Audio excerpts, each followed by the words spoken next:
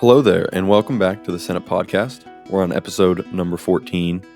I'm your host, Caleb Johnston, and today I'm joined by the infected man, Tony Quinones. Well, I've been fighting off these infected there for a long time. Actually, we're joined by Troy Baker. That's spot on. Really? No. Yeah, I was like, there's no way that was good. No. We're on episode 14. We're going to get into, obviously, why The Last of Us on HBO is better than the video game in certain ways. That's going to be the majority of the episode. But first thing we'll get into is I watched 65. You know anything about 65?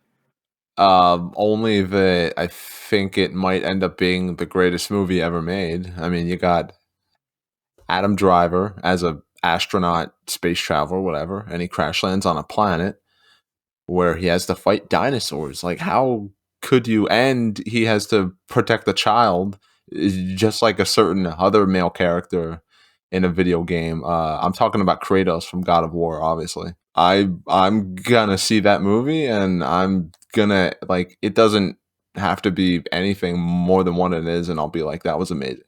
Okay, you're going to love it then, because it's nothing more than that. But it does it Sweet. very well. I'm not going to spoil anything, but all I want to say about it is it's almost like a prehistoric but dystopian The Last of Us in a way. So he gets stranded with that girl. It felt like Joel and Ellie in a way. Maybe it's just because I got done watching The Last of Us series, and now I'm watching this with Adam Driver and this girl. But as you go through the movie, you see that their relationship started out a lot like Joel and Ellie. He was just trying to get her from point A to point B, and then they end up having almost like a father-daughter connection. Like, literally, it's like Joel and Ellie. So I couldn't stop thinking about that the whole time. But it's a good movie. The dinosaurs look better than a lot of the moments in Jurassic Park. So I was kind of shocked at the production of the movie. But it was nothing more than let's put Adam Driver on a planet with a girl and have him survive dinosaurs. And that's it. I really miss when we had more small scale blockbusters. That's exactly what it seems like everything now is either like a indie drama that like 5 people watch, or like a MCU movie or something that, is just kind of a big, expensive, gray, glossy looking pile of crap. That's been happening with a lot of these films now. Like, I was excited for Wakanda Forever for the most part, and then it actually released, and I'm like, whatever. Like, it sucks that I feel that way, but I mean, whatever. It is what it is. So yeah, John Wick 4 comes out next week. So speaking of that, R.I.P. Lance Reddick. You hear about that? Yeah, I don't know. I know I've seen a few things with him in it. I don't know if I've played any games with him in it, but I mean, everyone knows who Lance Reddick is. He was just like one of those guys. It really seemed like whenever he appeared in something, he just brought like a level of gravitas to the role, and I mean, they've, the industry's lost a legend, and that's always heartbreaking, especially like he seemed like a pretty young guy. He's probably 60. Yeah, he looked great. He looked like he took care of himself. I don't know.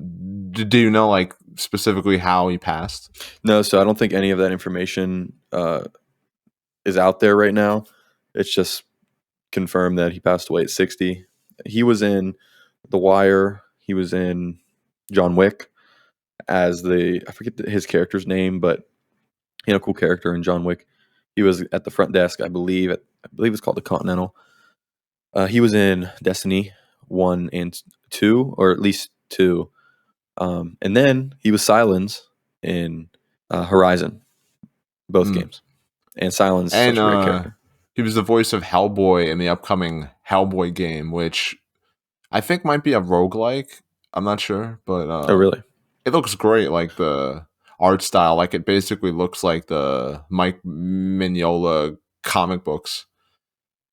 That's cool. So, like it'll now, like, playing that game when it's released, will have like this extra layer to it as like one of the last things he did. Well, that's like Kevin Conroy.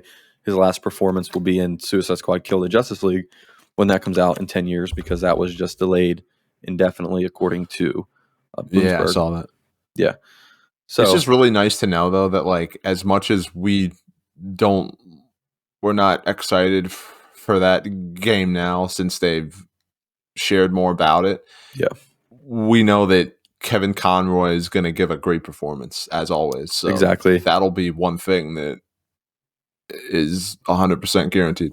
Yeah, I'll definitely check out the game. Maybe not day one at this point. Depends on what they change. We'll see. I do want to see his performance in it, though. Love Kevin Conroy. All right. We mentioned a little bit about The Last of Us.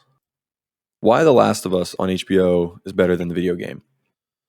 Let's just give our thoughts on the series as a whole. And I'll start with you, but just you don't got to tell me why you think it is or isn't better than the video game, but give me your thoughts on it and maybe some things that it does better than the game to justify being a series. Before I do that, I want to give a quick quote unquote disclaimer.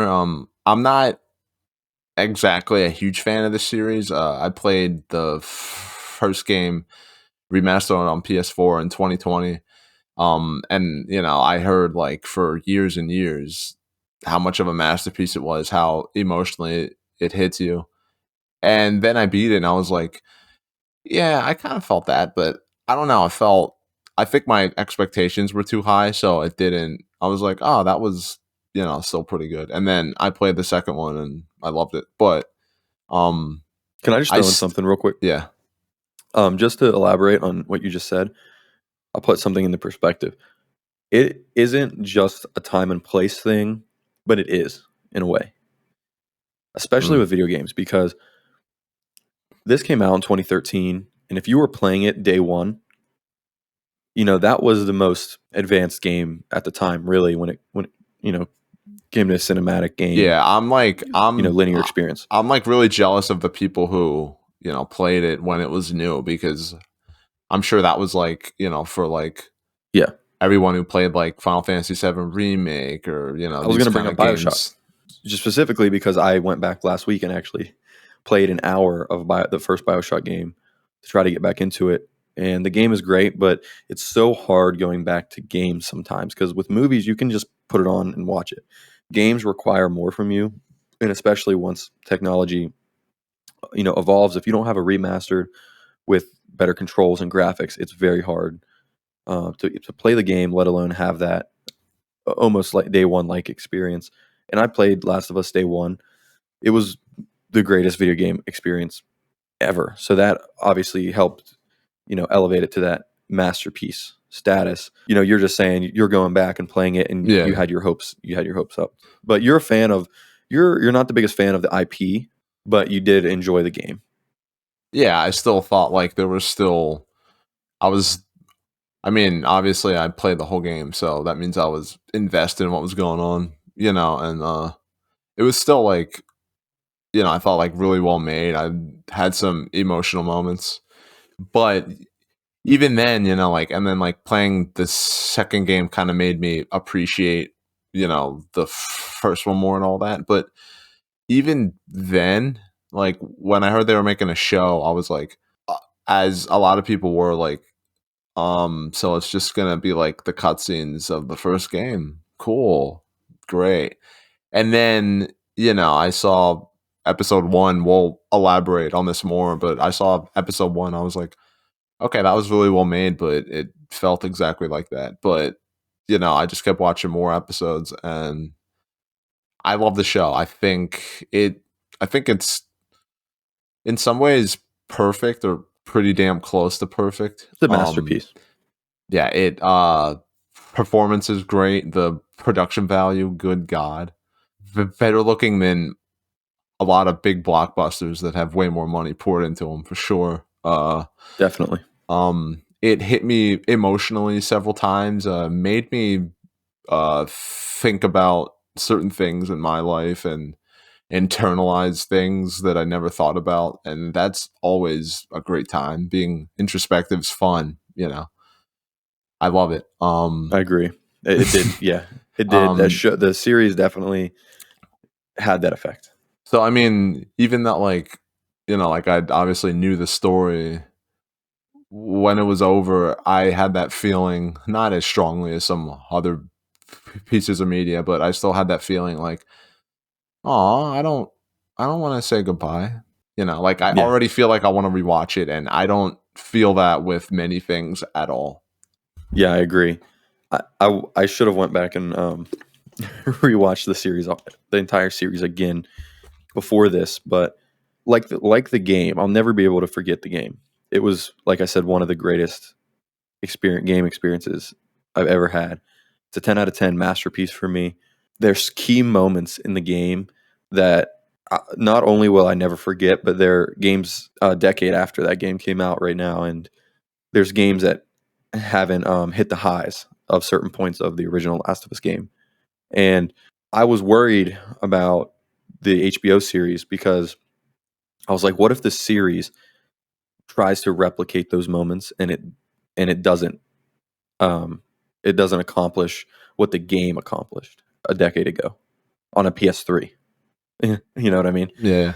Yeah, I was worried, so I didn't want it to, like you said, be the cutscenes from the game, but just in live action. So once we started finding out some more information that Pedro Pascal and Bella Ramsey were going to be in it, I got excited because it's still it's a little different than the game, and that's what we need because you can't recreate what the game already did. You can still have the story and the characters, go about it in a way that respects the original, but you have a little bit of a different execution, but very similar outcomes, if that makes sense. And I think that's what the series did. We'll go through each episode and whatnot, but the series was fantastic. I think it did a lot of things better than the game did because the game was a very cinematic, linear narrative experience, which obviously live action series can tackle things and execute on those specific things better than games can sometimes because of the technology and the limitations, in games. I'm big on the series. I thought it was great. Let's just go through the episodes. We can start with the first one and just kind of talk about the synopsis basically. And we'll go ahead and start with the first one. First one was called When You're Lost in the Darkness. And it was directed by Craig Mazin. And it was written by him and Neil. I'll go ahead and just start with my thoughts on this. The beginning part of The Last of Us is one of the most important parts of the game because it has the moment that defines how Joel's going to be the rest of the game as a character, and that's obviously the death of his daughter Sarah. And I remember the first time playing through this in the game, and I'm telling you, man, that part hit. I don't know how it was Yeah, for dude, your I your didn't playthrough. know.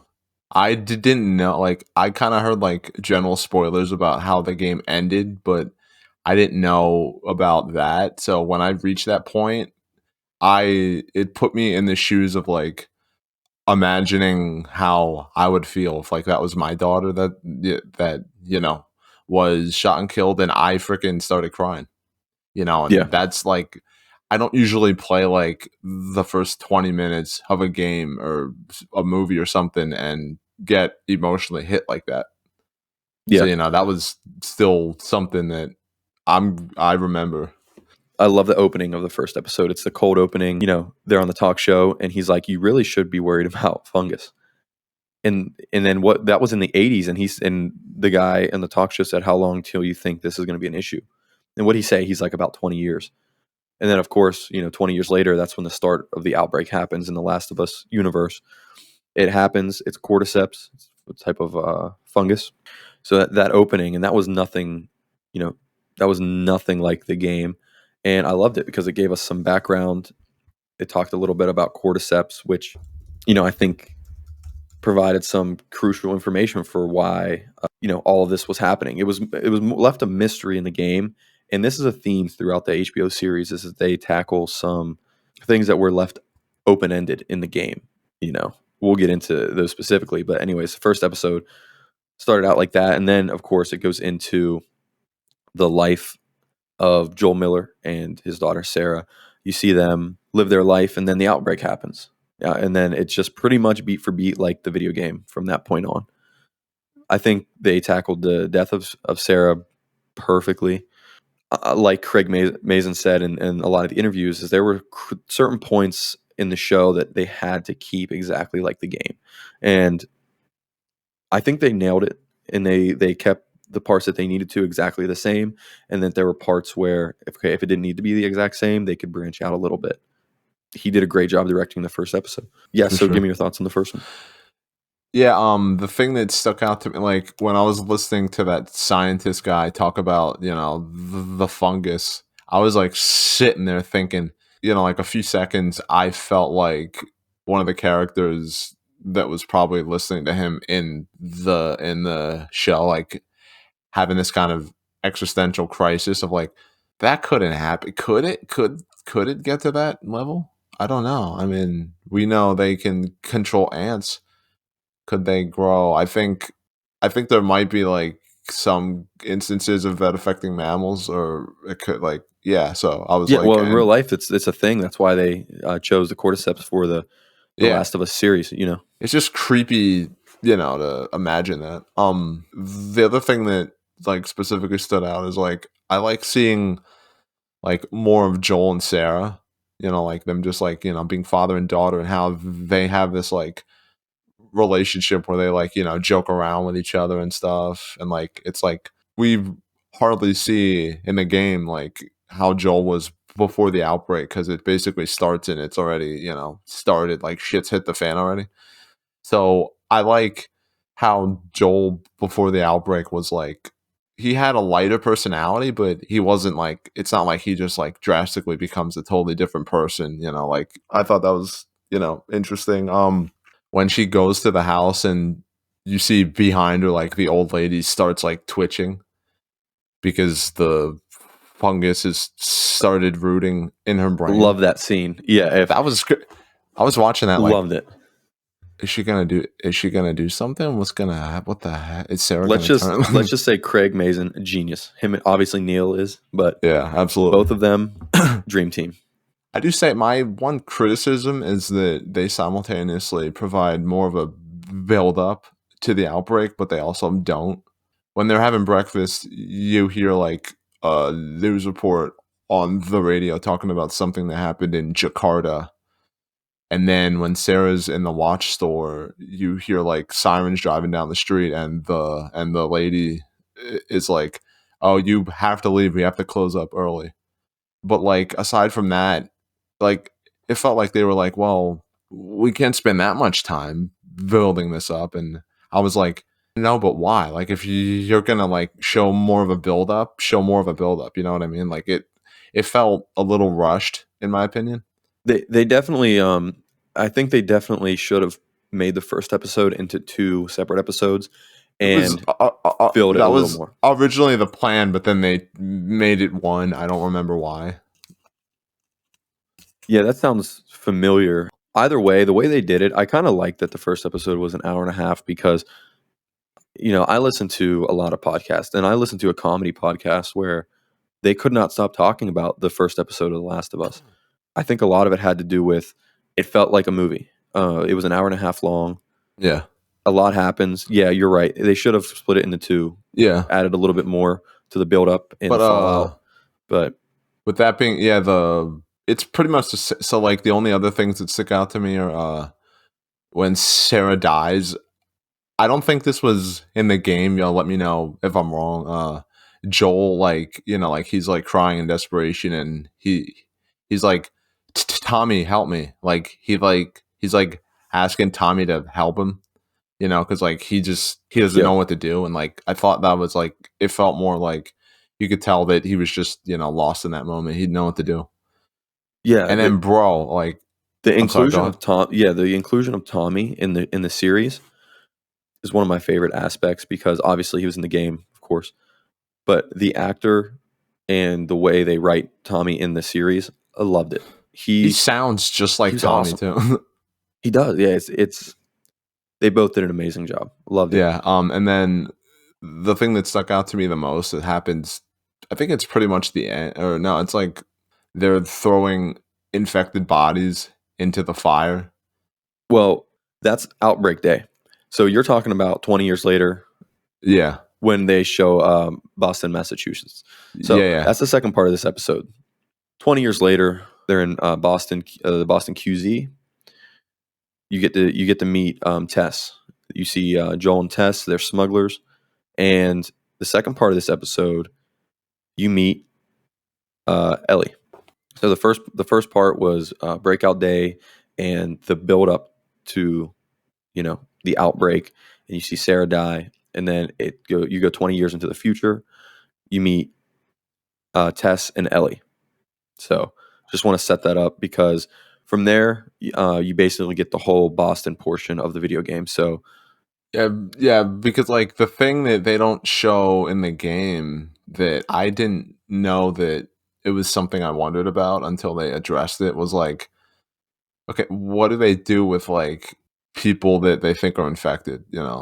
Like the people that die, and then like just seeing how like he's like at this point Joel's so like hardened emotionally that like he like the woman he's working with sees that one of the bodies is a kid, and then she's like, no, I can't do this, and then Joel's like, okay, well, I could yeah, do it, and stand then back. he just grabs the like I just sat there Yeah, like, I got this. I'll do it myself. yo, and then before that too, like when they show a kid, he's like wandering through the area, and he gets to the Fedra base, and then the lady scans him, and like it shows that he's infected, and then she like lies to him, and she's like, we're gonna get you some food and a nice change of clothes. Like I could like you could look at that and say, oh, they're evil, which yeah, in a way they are, but like also when you're a doctor or something and you have to like tell, say like one of your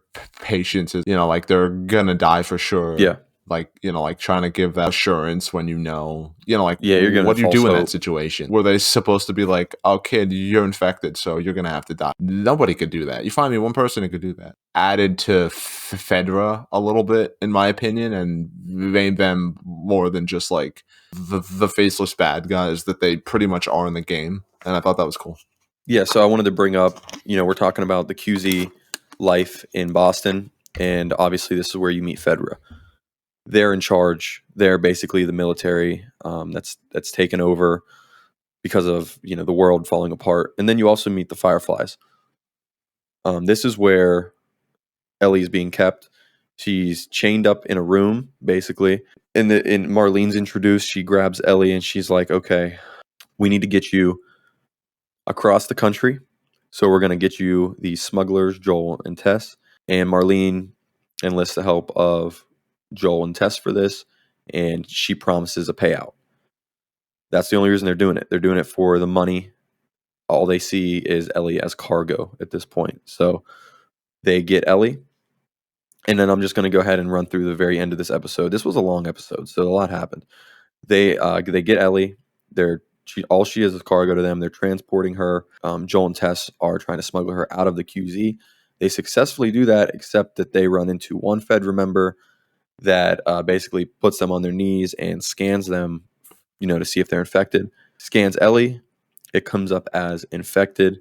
The federal officer goes to kill Ellie. Joel beats him to death because it's a similar thing to what you see at the beginning of the episode or towards the middle where Sarah dies.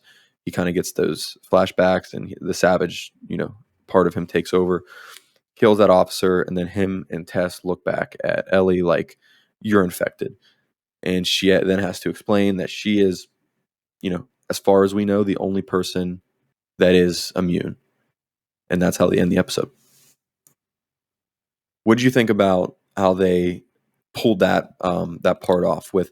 Because that's a big moment in the game where Joel kills that Fedra officer that points the gun at Ellie, and then they find out that Ellie is immune. Yeah, so this is one of the things that I initially had a problem with because like in this show like when the guy's like pointing his gun at Fedra, Joel has like flashbacks of when Sarah was, shot and stuff and he couldn't protect her. And then he just beats the crap out of this dude. Like he punches him in his face until he dies. Oh, so Ellie, I mean, so Joel is like having this like fatherly instinct to protect this girl that he just met like this early. What are they doing? This is stupid.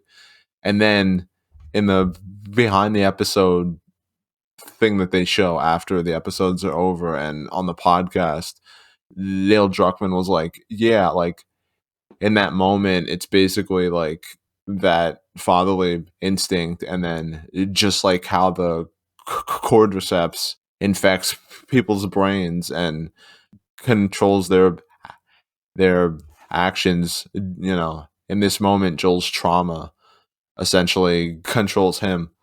You know, and he has that moment where like he's not in control, like his instinct takes over. And then I thought about it, and it's like, okay, but yeah, like in real life if you have kids and you see that a kid's in danger, it doesn't matter if you know that kid or not. Your instinct is going to be to protect them because that's just who you are now. You're somebody who protects kids. So I thought that was like a smart way to kind of like have something with Joel and Ellie early that kind of like in episode 2 that has an effect too. And like I think for like a show, you know, like there's not as much like dialogue and character interaction as in a game. So I thought for them to have that this early and that be like a seed that'll be watered throughout the series, I thought was a really smart thing to do. So Exactly, and they I ended the first episode with that, which is pretty far in the beginning of the game for them to, include it in the first episode. So I think they ended it at a good spot to pick up in the next episode, which we can move to. And I want to take some time on the first and second episode, and probably the last episode too. Let me just read a little bit about the second episode because it is labeled infected.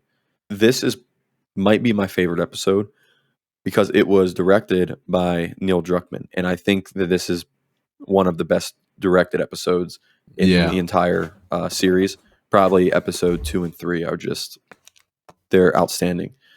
So episode 2 was infected, and then you see in this episode you see their whole journey from Boston to DC, essentially, or not to DC. I keep saying DC. Why do I say DC so much? I think It's to maybe the that's how it Capitol was in the building. game. No, they went to the Capitol building in Oh yeah. Oh Boston. yeah, the cap So yeah. I yeah, get all why they're doing you're is take. I don't know. I don't know. So it's because I'm drinking this Zoa right now, and this Zoa got me messed up. So thanks, Dwayne Johnson. They're going from the Boston QZ to the Capitol building in this episode, and obviously this is where the infected are probably the most prominent throughout the entire series, except for the ending of that one episode, which we'll get to. So infected, great episode. I think the directing was amazing, and the ending specifically yeah. was great. Seeing Tess get infected and sacrifice herself.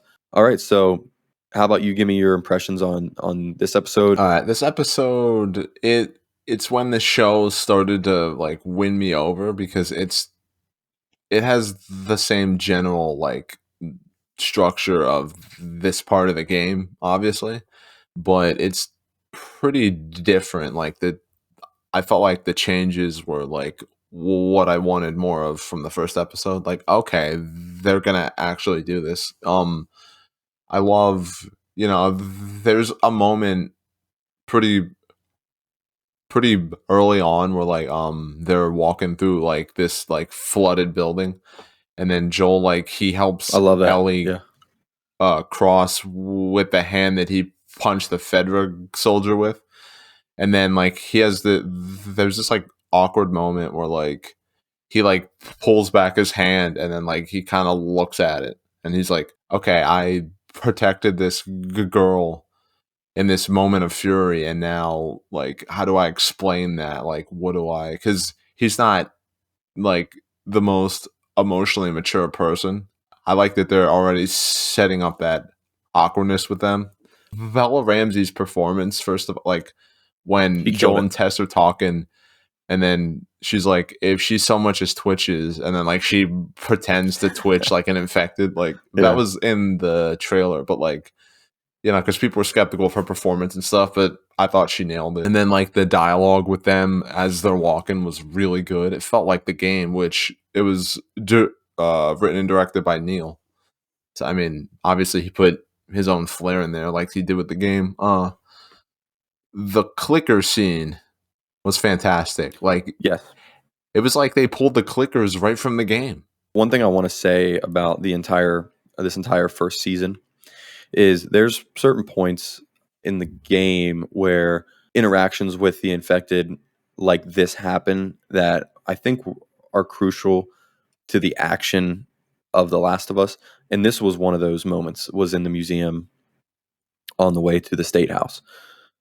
There's a few others in the game that should have been in this first season, like at the high school, which they completely cut out of the Billstown section. That was one, and the sunken building when you get to the university. That was another one, and then the last one would be probably the tunnels in Salt Lake City. So there was about 4, maybe 5 total that they kind of cut out, but this was one that they left in. And I think this was probably the most important one, though, because it's the first time you see the clickers like this. And they, like you said, they pull it directly from the game. And I think a lot of that has to do with Neil directing it. So this was, I mean, this was probably the best interpretation, you know, of a video game in live action that we've ever seen. Yeah, definitely. Last thing, this episode starts with a cold opening, like we were talking about, and I have it pulled up here. It's in Jakarta, Indonesia, and it opens with the military there finding a mycologist, and a mycologist is a professional who studies plant diseases. So they bring this mycologist in so she can study what's happening to a man that's been infected, and they found that people from this flour mill in Indonesia were getting infected by this type of plant disease that they call cordyceps. So it opens with that, and it's very tense. And at the end, the military, they ask this mycologist, you know, how can we stop this? And she just looks and she says, bomb the city, kill everybody. I was floored, dude. Yes. Like, see, because we know in the game when they're walking through, it's a part in this section that they didn't include, but like they're walking through this part, and like I didn't know that they even referenced this until recently. I saw the clip, but like they're briefly talking about like this is where the QZ bombed, or like one of the places that they Yeah. bombed. But like seeing the fall, like The how that buildings. happened in the show, and like just the horror, like when she pulls the cordyceps out of the guy's mouth and it starts like moving and she drops it, like how they just linger on it. They just linger on it and just let it be creepy. Like Yeah, Neil it was really so wanted good. to show off the cordyceps in this one. And he actually creates a whole new aspect to the cordyceps that we've never seen before at the very end of the episode. When they get to the state house, in the game, the state house gets swarmed with Fedra soldiers. But in this, they get to the state house and it's covered in, help me out here, it's covered in fungus, right? And they step on it, and the fungus is spread throughout the entire city. And when they step on this fungus, it basically activates, you know, and wakes up infected from miles away because they're all connected through this fungus. And Yeah, it's when like they a step on hive this, mind. yes, it's like a hive mind. So when they step on this in the state house, it basically calls all the infected in the city to this point because they can feel it through the fungus. That's something that isn't in the game. It was a great inclusion. It makes sense because of the nature of fungus and cordyceps being all connected like this. So at this point, Tess is infected. She only has a few hours left. She begs Joel as her dying wish to take Ellie to where she needs to go because she may have the cure for everything. And that's her dying wish. So Joel leaves with Ellie as Tess sacrifices herself. Great ending to the episode. You have anything else to say about it? I love the subtle detail of when she's talking about how she got bit, she takes a step towards Joel, and then Joel like takes a step back, like he's afraid of her now. Like I just love, because the one thing that I love that they showed in episode 1 is that when Joel's laying in bed, and then like Joel like gets in bed, and like, like she puts her arm uh, around him and stuff, and like lays close to him, like, because in the game, I never knew. I was like, are they a couple? Are they friends with benefits? What's going on with them? I mean, it I really like how didn't they leave it matter, but ambiguous. I liked it in the show. They essentially are a couple.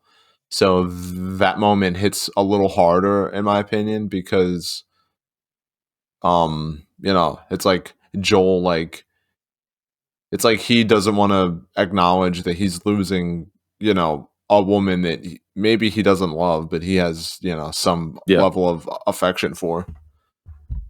Presumably the only person, he's ever had that type of relationship with since Sarah, or pre-outbreak.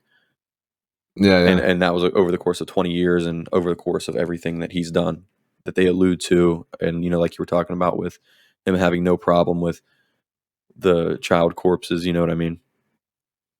He's done some bad stuff, and that's a theme throughout this this game, first game, and first season here. So with episode 3, because episode 3 is an entire episode that plays out completely different than the game. And episode 3 is called Long Long Time. It's essentially the Billstown section of the game, where you're introduced to Bill and Frank. Great episode. I have a lot of thoughts on it, but go ahead and give me your rundown of the entire episode. I liked it. This is essentially like a alternate outcome for Bill and Frank, because That's in the true. Yeah, game completely different. in the game, like, you're Joel and Allie are walking with Bill, through the town and stuff to get he has a truck that he's gonna lend them and stuff, and he can get a battery for it. So, they go over to his place, and then in like the next room or whatever, I don't remember exactly, like we see a guy hanging from the ceiling, and then like Bill looks at it, and he's like, stunned. And then Joel asks, "Is this a friend of yours?" And he said, "That was my partner." And then we find a letter that Frank wrote that's basically like, "I want more out of life than this," like essentially like like they were like having some, problems, and then he got infected, so he committed suicide. And then, like that was basically like the purpose that serves in the game is showing like how tragic love can be, like, like what tragedy can lead from it. But I love in the show, it's the opposite. It shows like how beautiful love is, and how important it is to fight for it, even, in these times. I don't want to I don't really know how to say this in a way. I don't want to sound like, I don't know, like insensitive, because I know you're a Christian, and I was, and like one of, in some sects of Christianity, you're, they tell you that like, homosexuality is like, something that you should like frown upon and stuff. But like this episode for me kind of helped me get past some like internalized homophobia, or whatever you could say, that I had towards like, like men that were gay mostly. Yeah. Because, like by the end, like when, we'll elaborate more on what happens later, but like when Frank's like, I don't want to fight anymore to stay alive, so, we're gonna have, one last day together, we'll have a nice meal, we'll go buy some clothes and marry each other. I started bawling, Yeah. because I was like, and then later they reveal that Frank's gonna choose to die. I mean, Bill's gonna choose to die with him, but like that was, like a moment for me where it like these two men and the love they had, like they slowly won me over.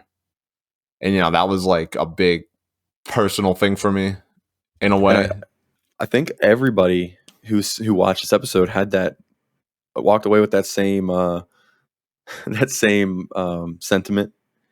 It's funny. I was talking to one of my friends who watches The Last of Us, and I asked him. I said, "Hey, man, what'd you think about episode 3?" Because obviously, this episode everybody was talking about. It was kind of polarizing, but for the most part, everyone thought that this episode was incredible. I was talking to my friend. I said, "Hey, man, what'd you think about episode 3?"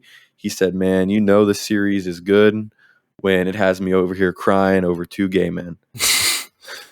And I was like, you know what? I think that really speaks to the talent of Neil Druckmann, and it really speaks to the talent he has as a storyteller. You know what I mean? Yeah. Not just as a game designer or programmer or whatever, a writer, as a director, a storyteller. He took this um, a very actually bleak, depressing aspect of the game and turned it into the most hopeful moment in the first season. And he even says it at the end.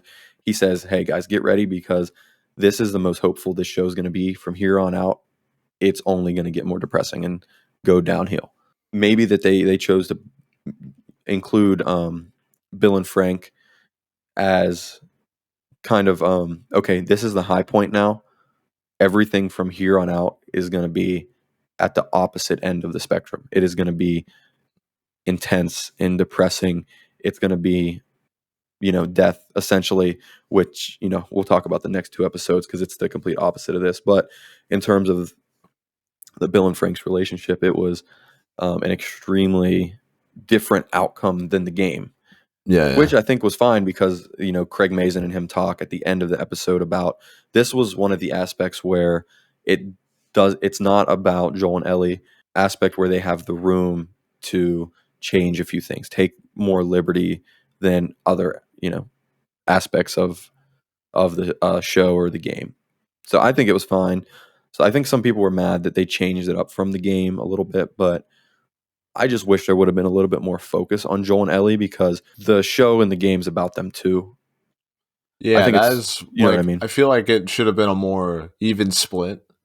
Yeah, just an even split or just more of Joel and Ellie in it, but just what they did have in this episode, it was done very well. Well, one more quick thing I want to throw in there is this is when, because in the game, like for for a lot of it, Joel's, he's not exactly a guy who wears his heart on his sleeve by any means, and I had a hard time. I mean, I guess that's probably the idea. I had a hard time connecting with him because like something would happen and he would react in this like really like, you know, asshole way. Business. Yeah, but like Like I don't care, straightforward. whatever. But like Yeah. I love when he's reading the letter that Bill wrote for him, about like, addressing, like you and I are the kind of guys who find someone we love and, it's our job to protect him and Lord help anybody who stands in our way. And then Joel has that moment where he walks outside and like he cries a tiny bit because like he's reflecting on like losing tests and stuff. Yeah. And then that was the moment where I was like, this is what I wanted. This is what I needed from the game. I relate to Joel so much more now because like Well, yeah. yeah, I just love like like it's not like he doesn't start bawling or anything, but he just has a moment where he shows he's sad, but he doesn't want Ellie to see he's sad. That's something that I relate to. That's how I respond to things that I'm feeling. So like just that small moment right there did wonders for me.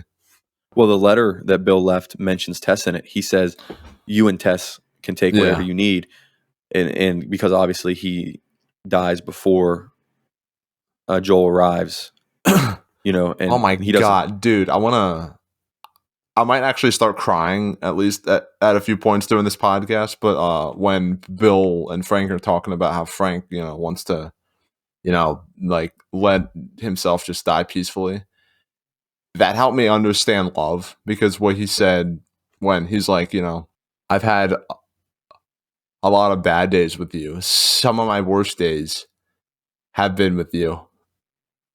but I've also had more good days with you than anyone else. Dude, that broke me. Yeah, That and absolutely broke me. this was a point where they could take those liberties, and later on in the story of The Last of Us, including the second game, you get this type of relationship between Joel and Ellie, but you can't have it yet. So they kind Yeah. of use this third episode as a way of, hey, this is how you can not only just survive, but live in a world like this with people you care about. It's kind of almost a foreshadowing of what's going to happen between Joel and Ellie.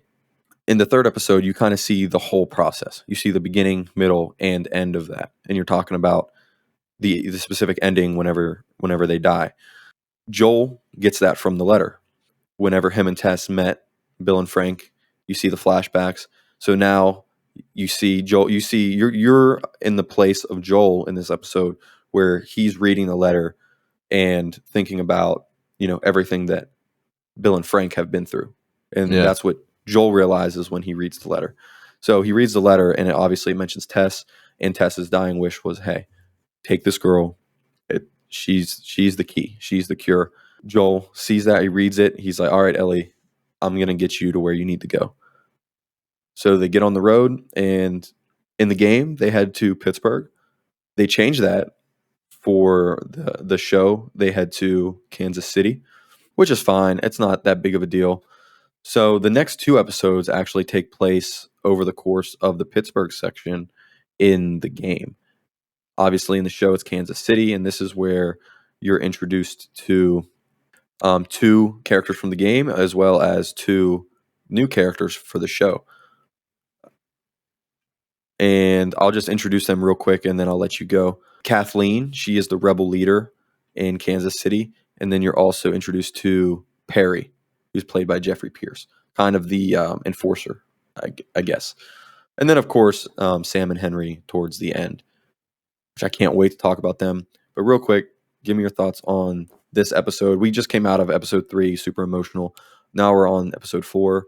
Please hold my hand. That's the name of it. So give me your thoughts. I really like this episode. I was a little let down by the big action scene that happens, when Joel like crashes into the store and it's like I was like, "Oh, this is going to be an epic shootout like the game." And then it's literally just Joel standing behind the truck firing at a guy who's standing behind something firing at him, and then he tells Ellie to go hide and then it's over. But then I do love when that guy sneaks up on Joel and then Ellie shoots him in the back and stuff, and he's like pleading for his life, which Yeah. may or may not have been genuine. That's something people are split on, but I love that moment afterward where like Joel, like in the game, there's a moment where Ellie kills a guy to save Joel, and he's like mad about it. He's like, "I didn't tell you to do that," Yeah. he's like mad about it, but in the show, he's like trying to like comfort her, but he doesn't know what to say. And then like she even acknowledged it. She's like, "You're pretty bad at this." And he's like, "Yeah, I am." But like, I love that moment with them, and then like him showing her how to properly hold the gun, and then like that big smile she has on her face, like that, like for the whole episode, I was just like every few minutes being like, "Aw," like it Yeah. was just so wholesome, like in such They a I graphic. say yeah, and I say they, but I guess I really just mean Neil. Neil knows Joel and Ellie's dynamic. I think Craig really contributed to the overall storytelling and um pace and you know uh placement of each episode and set piece and whatnot, but Neil knows these characters. The relationship between Joel and Ellie and their dynamic of how it evolves from really, being two people that don't like each other and they were kind of fighting in the first episode to now being okay, we need each other to survive. Well, not yet. Ellie needs Joel to survive, and then Yeah. he's giving her the gun, like you're saying, and you see their relationship evolve. And this episode is a lot, probably half to do with seeing Ellie and Joel evolving their dynamics, shifting now to being like, okay, we have a common goal. How are we going to accomplish this goal? And then the other half of this is the introduction of the new characters, the leader, Kathleen and Perry. I did not like the introduction of these two characters. I thought it was pointless. Okay. And all that, but we can get into that. Give me your thoughts on the Rebels and Kathleen and Perry, and then we can just move into the next episode. Because not much happens in this one, but give me your thoughts on the rest. Okay. I've seen, people split on how they feel about Kathleen.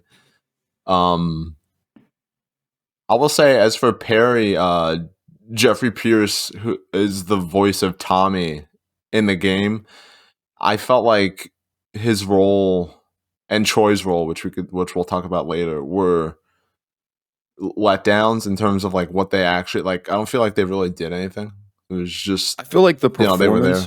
Was great, but the writing was not. But as for Kathleen, my baby Melanie Linsky plays Kathleen.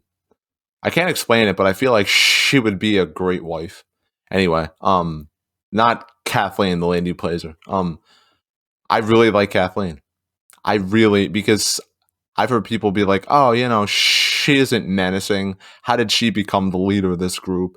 And it's like, bro, some villains are purely people that mess with your head.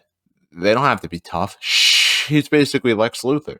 In episode 5, she freaking interrogates a group of people, and then she's like, okay, none of you want to talk? Execute him. And then that was one guy rats. Yeah. And then she's like, okay, I'm not going to kill you. And then she walks out, and then one of the guys is like, are you really going to let them live? And she's like, no, of course not. Like, she is ruthless, but not in the traditional way. Like, she freaking shot that doctor when she realized he's not useful to us anymore. Like, I like that she, like, they didn't spend like a long time on her backstory, but they established her motivation. And it's pretty similar to Joel's motivation, which I thought was cool. Like, she lost someone she loves and she wants vengeance. And that can lead you to be irrational and narrow-minded. And I thought she was a great inclusion personally. And I wish they did that more, what they did with other villains. But that she was one of my favorite things about episode 4 and 5, because in the game, like Neil and Craig talk about on the podcast, like the villains are like just NPCs, like they're just these people that you kill. And I like that the show was like, okay, well, let's show what their side of the story is. I agree. I want to add 2 things real quick for this episode, and then we can move to the 5th one. One is the Pittsburgh section in the game, which is the Kansas City episodes in the show. There is not a singular bad guy or villain. It's actually the thugs and Fedra who you're running into sporadically through, traveling through Pittsburgh. So I like in the show how they did give the group in that section a leader, and they turned, her into a villain. I like that. I get it. It gave motivation for Sam and Henry, which is obviously a pivotal part in the journey of Joel and Ellie going to Salt Lake City. I like that. I like that about the episode. I think I just don't like how they executed on the rebels in Kansas specifically. But I like that they did give, instead of just random, thugs or gangs and Fedra, they actually turned it into this rebel group with their own motivations, like you said, even similar to Joel. So you can kind of see that they're not just NPCs. That they have a story that you can possibly empathize with, which is a big, big aspect of the second game. Okay, so we were talking a little bit before the podcast about the production value, and we even mentioned it earlier. Production for The Last of Us Season 1 is better than a lot of shows out there, even some movies. Production's amazing. We also talked a little bit how the production dips a little bit after episode 3, and that may have been another reason I wasn't as big on this section, um, or these episodes 4 and 5, even later episodes. But I think the production dips a little bit, and maybe it's because they had the budget. Because once we get into episode 5, we see the infected come back. We see a bloater for the first time. We see a little bit more action. So I think this episode was a little bland, and A little bit, yeah. a little bit. And for me personally, this episode brought the season down I loved it, overall a but little bit for me. I did have that feeling like by the time it was done, I was like, wow, that was, like really sweet and stuff, and I really like that. But also it was kind of like whatever. It was kind of like whatever, yeah. So at the end of the episode, they find a sky. We've been talking for a while. I got that out. I'm gonna edit that out. They find a skyscraper, and they are trying to make a route out of the city. Episode 5 starts. They wake up with guns in their face, and it's Sam and Henry.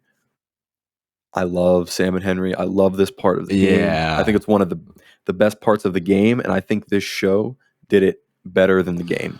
Yeah. This episode 5 is top 3. All right, so go ahead. Let me know your thoughts. Go ahead, give us the rundown. I love it's from on the podcast episode talking about this one.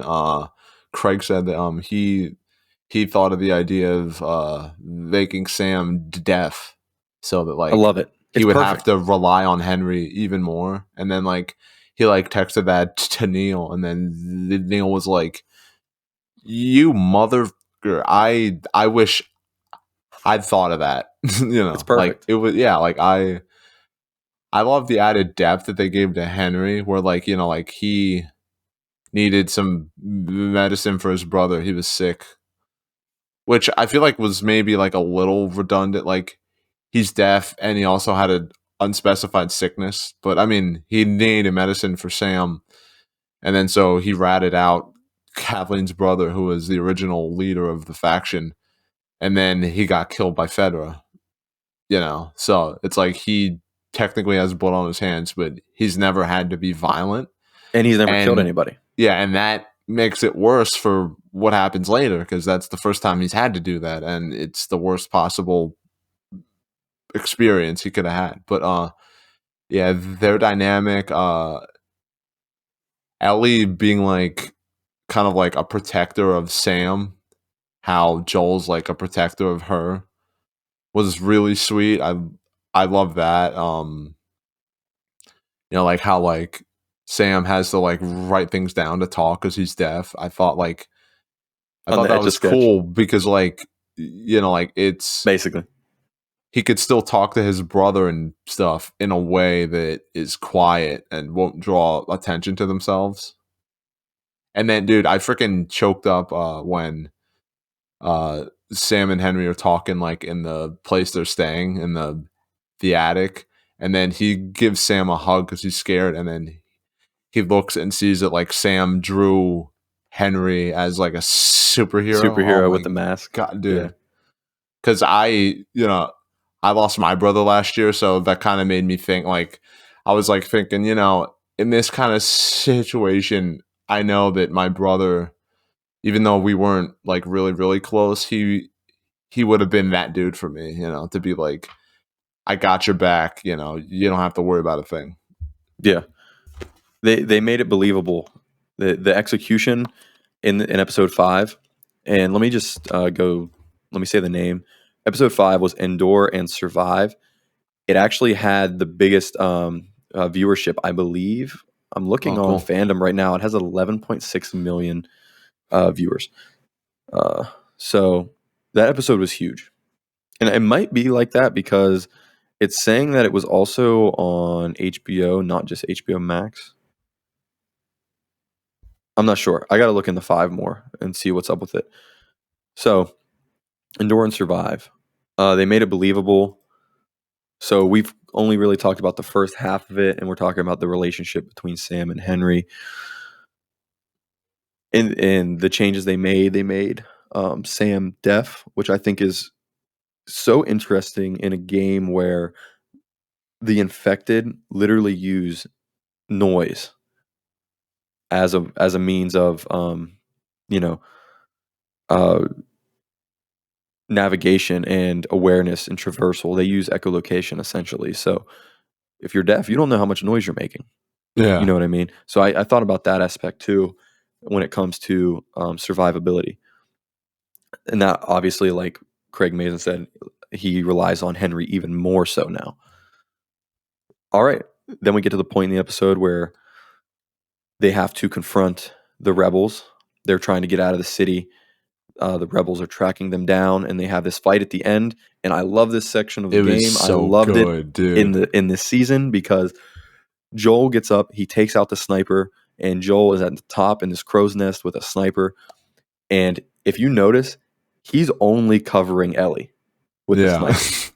I love that because Ellie is with Sam and Henry. It's them 3, but Joel has the sniper. He's only protecting Ellie um, from the rebels. And then out of nowhere, bloater breaks through the ground. Infected come out. It's the rebels against the infected, and then of course Sam and Henry um, and Ellie are trying to survive. This was a great moment. So tell me what you thought about this part because it was chaos in the best way. I was This was the first time we see a bloater. So what did you think about the bloater? I was a little worried that that whole section would be like, like cheap looking, like very effects heavy. And like, when they're all coming out of the hole, it's like a ton of them.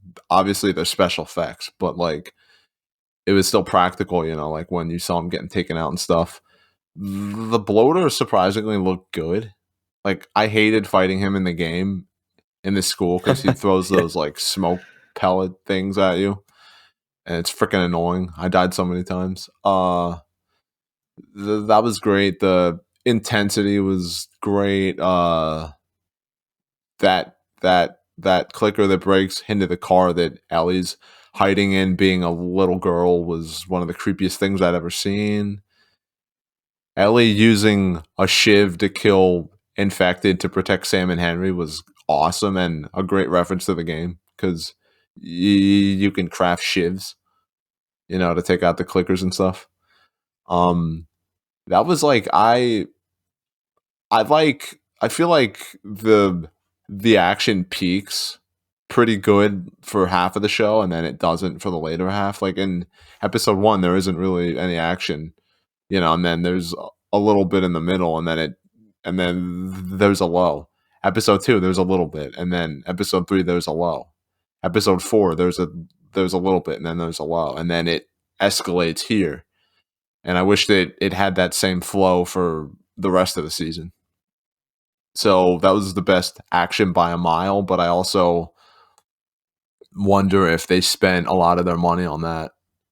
And then they were like, oh crap, we still have 4 more episodes. Damn. Whoops. Like, so I love it for the spectacle and how it was shot and stuff, but I also look at it and I'm like, that shouldn't have necessarily been the peak. Because like the other action scenes later, except for episode 9, are noticeably less. Yes. So this one almost ended with very intense action scene between the rebels and the infected, and it could have ended there, but it didn't. The ending was one of the most shocking moments in the game, one of the most shocking moments in this first season. Sam, Henry, Joel, and Ellie get through the chaos that is the city of Kansas they were going through with the rebels. They make it to a safe house somewhere. I think it was like a motel or something. And what happens is you find out that Sam was bit and he was infected. I want you to explain this because he has a conversation with Ellie, and I think this was one of the most emotional moments of the entire season. I think it's a little bit even underrated, and it was the highest viewed episode.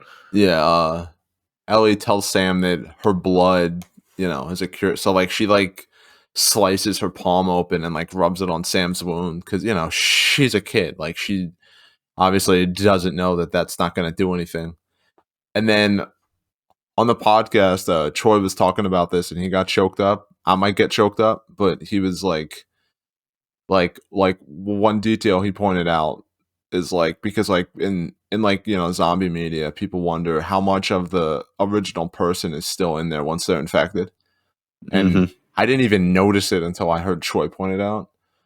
Ellie wakes up, and Sam, he's facing the other direction, so that means that Sam was still in there, and then he attacks Ellie, and then how. Did you want to say something before we get to? So I actually have a little analysis of this part. I think this is very interesting. Sam writes down on his board. He asks Ellie the question: when you're infected, how much of the original person is still left in there? He's scared. So then Ellie, like you said, does what she does. They go to sleep. They wake up, and Ellie wakes up. She obviously isn't being attacked. She just looks over, and Sam is there with his back turned, looking away from Ellie. Ellie wakes up. She starts talking to Sam. Sam doesn't move. Remember, Sam is deaf. So this is now a deaf infected that can't hear. And that's all that the infected use, especially when they're clickers. I mean, normal infected can see, but the clickers only use sound. Now, this is a deaf infected, child. So he doesn't attack Ellie until Ellie goes, and I believe she puts her hand on his shoulder or comes around so that he can see her. So it was just interesting how there was a deaf infected, kid that we've never seen anything like that. So now there's another layer once he turns. And then obviously the insight that Troy Baker had at the podcast at the end of the episode. So anyways, she goes around, Sam starts attacking her. They fly through the door into the room where Henry and Joel are sleeping, and they wake up or they're up already. And what happens is I believe Joel pulls out a gun, and then Henry runs over, grabs the gun from Joel because he didn't want Joel to kill Sam. So Henry's there with the gun. Joel doesn't want Ellie to die because Sam's attacking her. Henry takes the gun, kills his brother who's infected to save Ellie and to really put his brother down. And then he just can't take it. He turns and he kills himself. He takes the gun. And that obviously that makes everything a little bit more real for Joel and Ellie because they lost Tess and of course they lost people. Sarah, everything, but this was a very surreal, moment for them. So do you have any insight on that?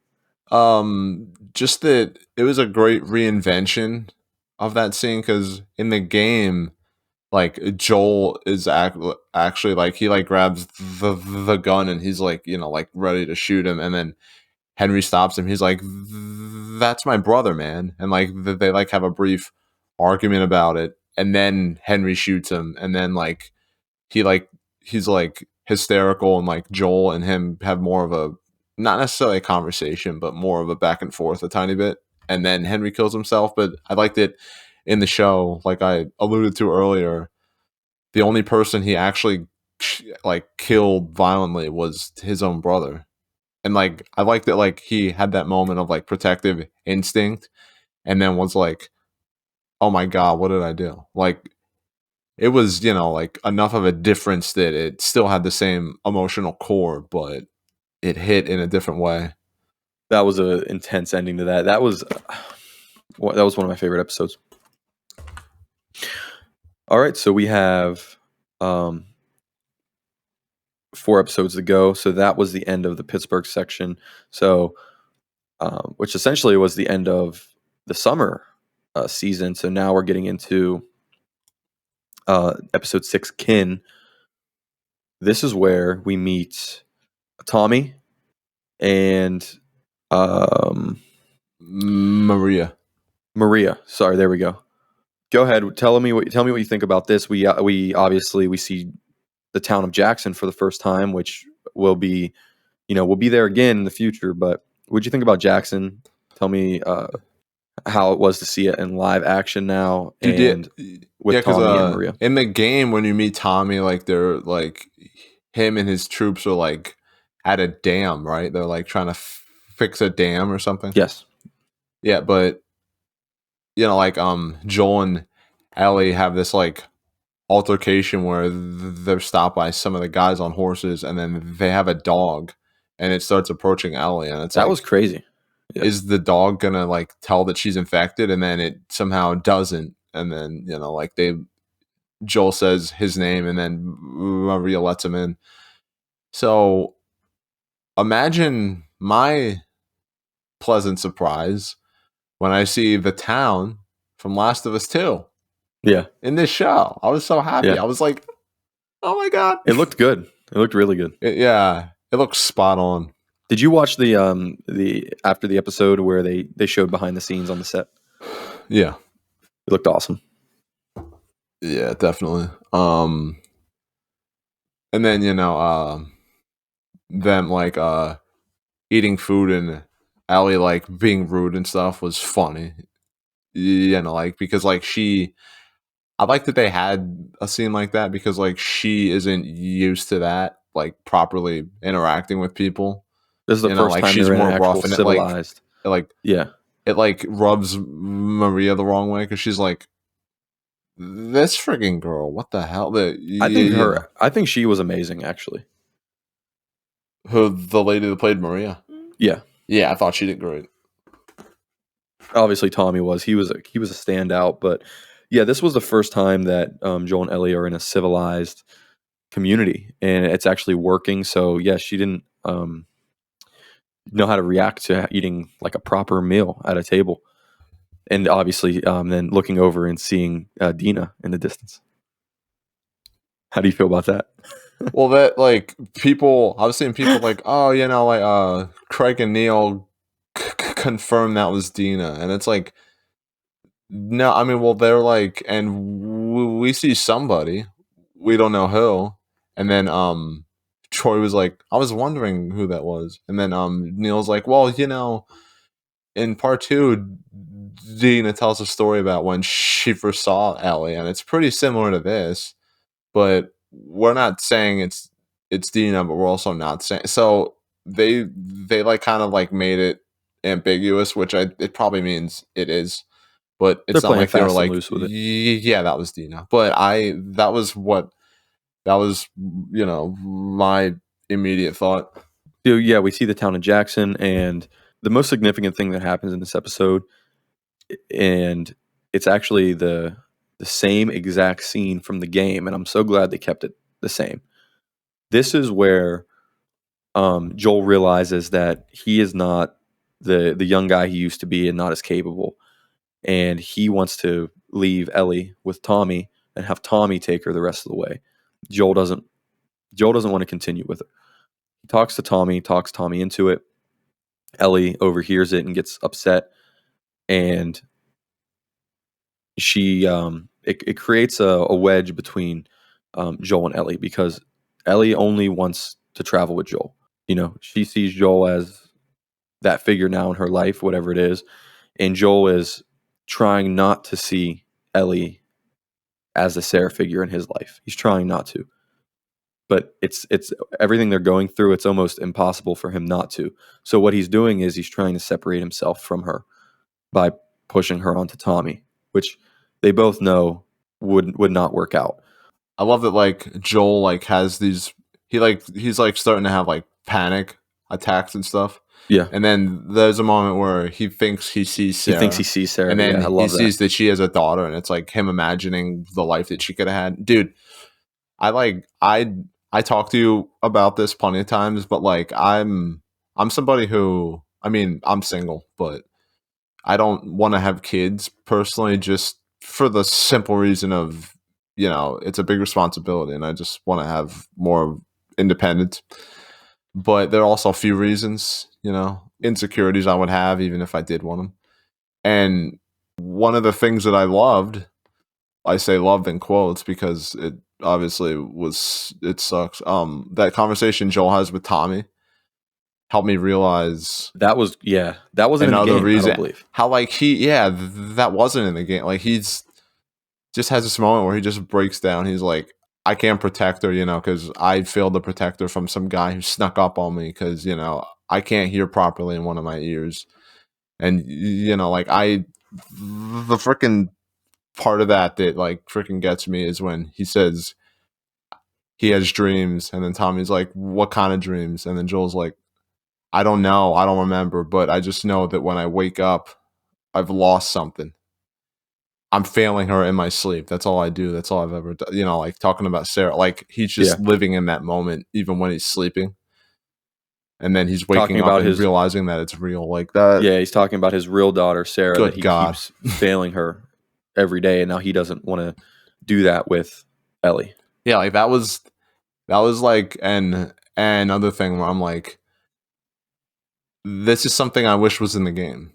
I get why it's not, because like you can expand in a video game more, but like this scene messed me up. Like I even like when I think about it, it just like chokes me up because it's like I saw like a middle-aged version of myself, kind of. Now, yeah, and there's two things I want to add here. One is this is what justifies the show. This is what makes the show better than the game. I'm not saying in it's entirely better or not, but moments like these, the emotional, moments like this make the show better than the game. And Neil and Craig talk about it afterwards. They say, we can't have the same action that you have in the game because at the game you're playing as these characters and you have the moment to moment gameplay, with fighting the infected and whatnot. They can't have that action, that same type of experience in the show. But what they can have are these emotional moments and introspective moments for the characters themselves, where you see Joel having panic attacks now. You get the insight into what he's thinking about, the fallout from his life after the outbreak, as in Sarah dying and everything he's went through. And we find out, a big revelation in the last episode that they're able to now explore the deep, emotional sides of these characters in this show that they could not do in the game. So I think specifically the end of this episode, because this episode there was no action really. Yeah. It was all, intense, emotion, thought provoking character moments or character interactions with each other. So I thought it was amazing.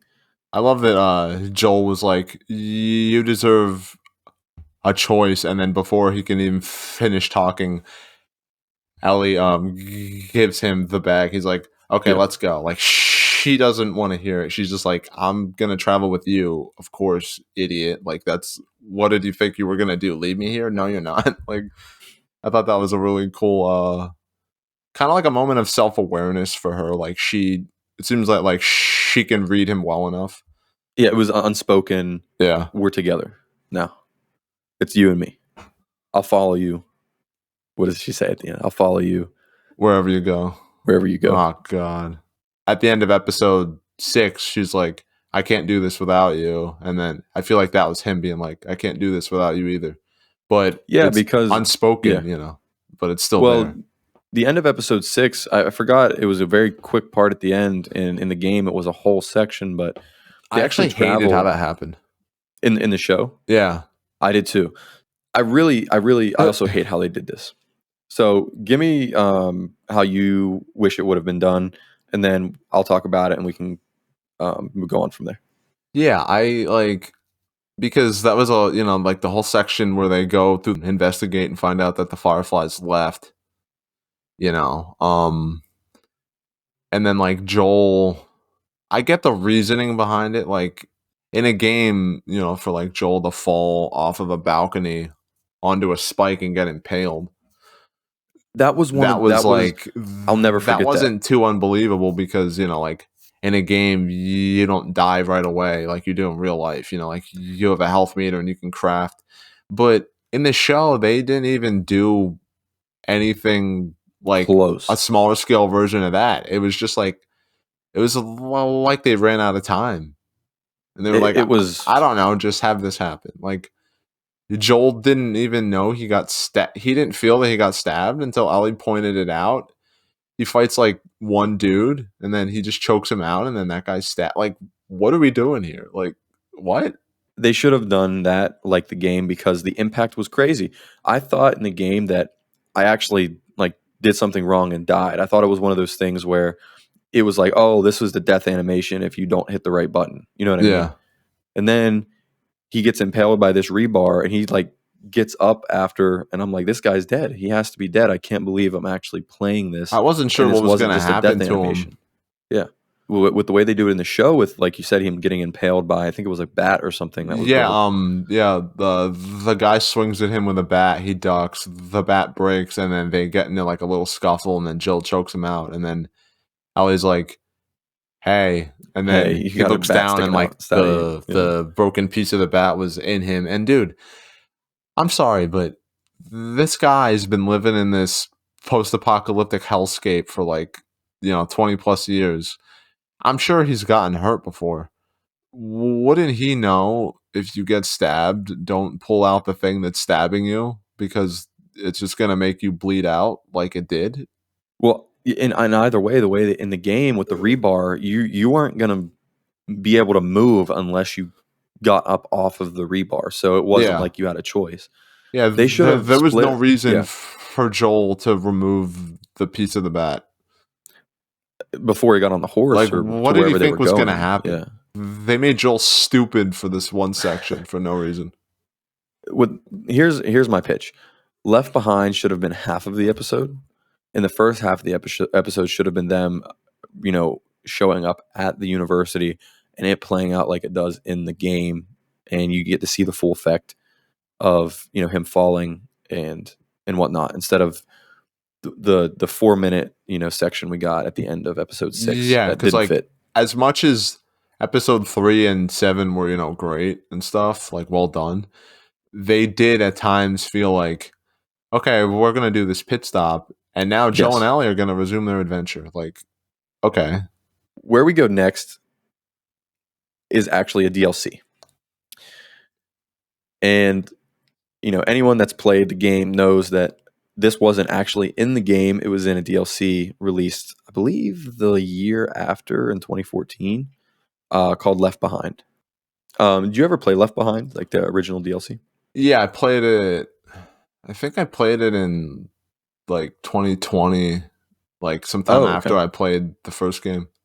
It's a backstory all about Ellie before she met Joel, when she was with Riley, and the fallout of that happened. And the significant thing about Left Behind is you see how she became, not infected, but how she got bit, and how Riley also got bit, but she turned. And then Ellie describes it as they sat there, waited for each other to turn. Riley turned, but she never did. This episode is pretty straightforward. It's just about the DLC. So, do you have any thoughts on Left Behind? I mean, I can't think of like much it does that the DLC didn't do, which is fine. It's probably like this in the game, but like I felt it watching the show. Like after like Ellie kisses her, and then like she's like, "Oh crap, what did I do?" And then like Riley reciprocates her feelings. Like for that brief moment, I was like, "Okay, well, a zombie didn't show up yet. I wonder, maybe, I don't know, maybe like." I didn't think it was gonna have a happy ending, but I'm like, okay, how's this gonna play out? And then the freaking zombie showed up. I'm like, damn it, damn, like yeah. I thought it was a great recreation. The mall was really great. Yeah, just a sad story. It didn't hit me until I heard Troy talk about it again in episode 4 when she says like she's killed somebody before. I didn't put it together until recently that the first person she killed was Riley when she turned. Oh, that's true. Like that sucks. Did she actually kill her? I mean, I can't I'm remember. pretty.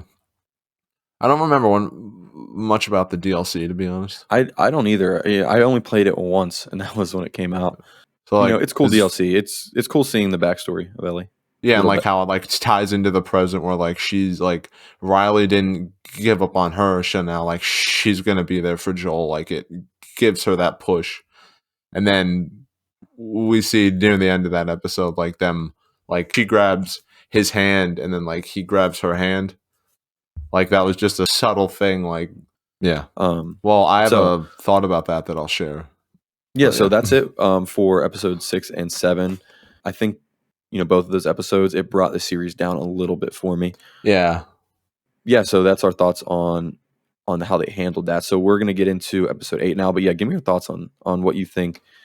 I think Joel and Ellie are both the main characters. I don't see really one as more important than the other.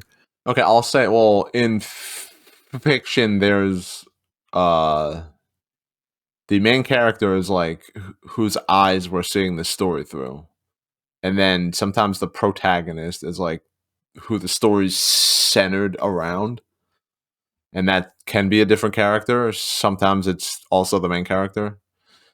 I feel like the main character is Joel because we're seeing things through his eyes, but I Mhm. think the protagonist is Ellie because what happens to her and how she reacts to it is the crux of part 2. Okay, yeah, and that's interesting, and I don't like that, but I think you're right because that's obviously how it's happening. So that's interesting analysis of that. I think you're onto something. For the entire game up to this point, we are seeing it through the eyes of Joel.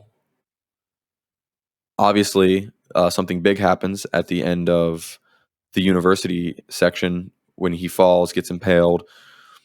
At this point, he's helpless. He's going to die if Ellie doesn't save him. So now, instead of Ellie relying on Joel, Joel has to rely on Ellie, and the perspective switches. We start the winter section in the game, and we see the game now through Ellie's eyes as she is out, hunting for food to keep Joel alive. Now, the way they do it in the HBO series is it's similar. She's taking care of Joel in a house because she can't get back to Jackson. She doesn't know where to go. Obviously, she can't transport Joel. She got as far as she could. She's out hunting. You see her with the gun hunting deer, and then she runs into David and his group of cannibals, essentially. That's how it starts. I like the way they start this episode. It's similar to how the game does it. And like I said, now we're switching over to more of Ellie stepping up and taking care of Joel. So what do you think about episode 8, When We Are in Need? Okay, I'm gonna say it's interesting because I compare this episode to like McDonald's or something. Like it tasted Okay. it. Interesting. It didn't have a bad taste when I was watching it, Okay. but if you actually analyze, like how they make the food or whatever, it sucked. It was lame. Like it was. They didn't really do any deviations except I love in the beginning, like they're like showing more of David, like being the leader of these people, and he's like a preacher, and like the girl in his group lost her dad and she wants justice, and then later you find out that that was the guy Joel killed who snuck up on him, presumably, or one of the other guys. And I thought that was cool, but like it was so like it just really felt like they didn't really know how to add much. Like everything after that was just the bare basics of that part in the game. And that's it. Like I knew everything that was gonna happen. It didn't surprise me. I mean, Obviously, the performances were great. We got to see a new side of Bella Ramsey as Ellie. She's like, like trying to be tough, and she really comes into her own as a heroine in her own right, because she has to fend for herself. I like that change that Joel doesn't like kind of save her at the end. Scott Shepherd did a fantastic job playing David. Troy Baker was great as James, but he didn't really have anything to do. He didn't really have any, like, by the end of it, like that part in the game hits so much harder because like it's switching back between Ellie, and then Joel, like, making his way through this town that's like abandoned save for a few people and looking for her, and like through a snowstorm. I was, which was awesome. I was like playing the game like, I gotta go save Ellie. I gotta kill this guy. One shot of Joel walking there, and then that's it. And then later he meets up with Ellie, and it's like, how do you mess it up this bad? I gotta give my thoughts on this real quick, because in the game, when Ellie, she's running from these people, and eventually she gets caught by them.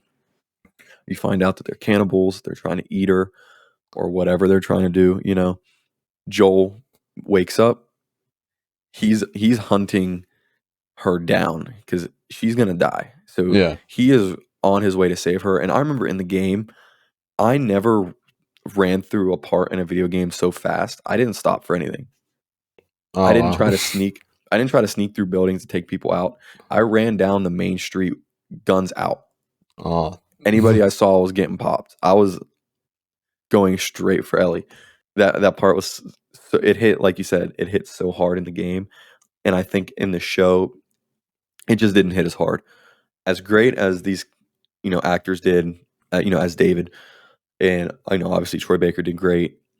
The game still, this winter part hits so hard, and I think this episode, what is it, episode 8, is where a lot of people start to go down on the series because of the production, because of the pacing, just because it's condensing things and it's leaving things out for the sake of reinventing something that in this case did not need to be reinvented.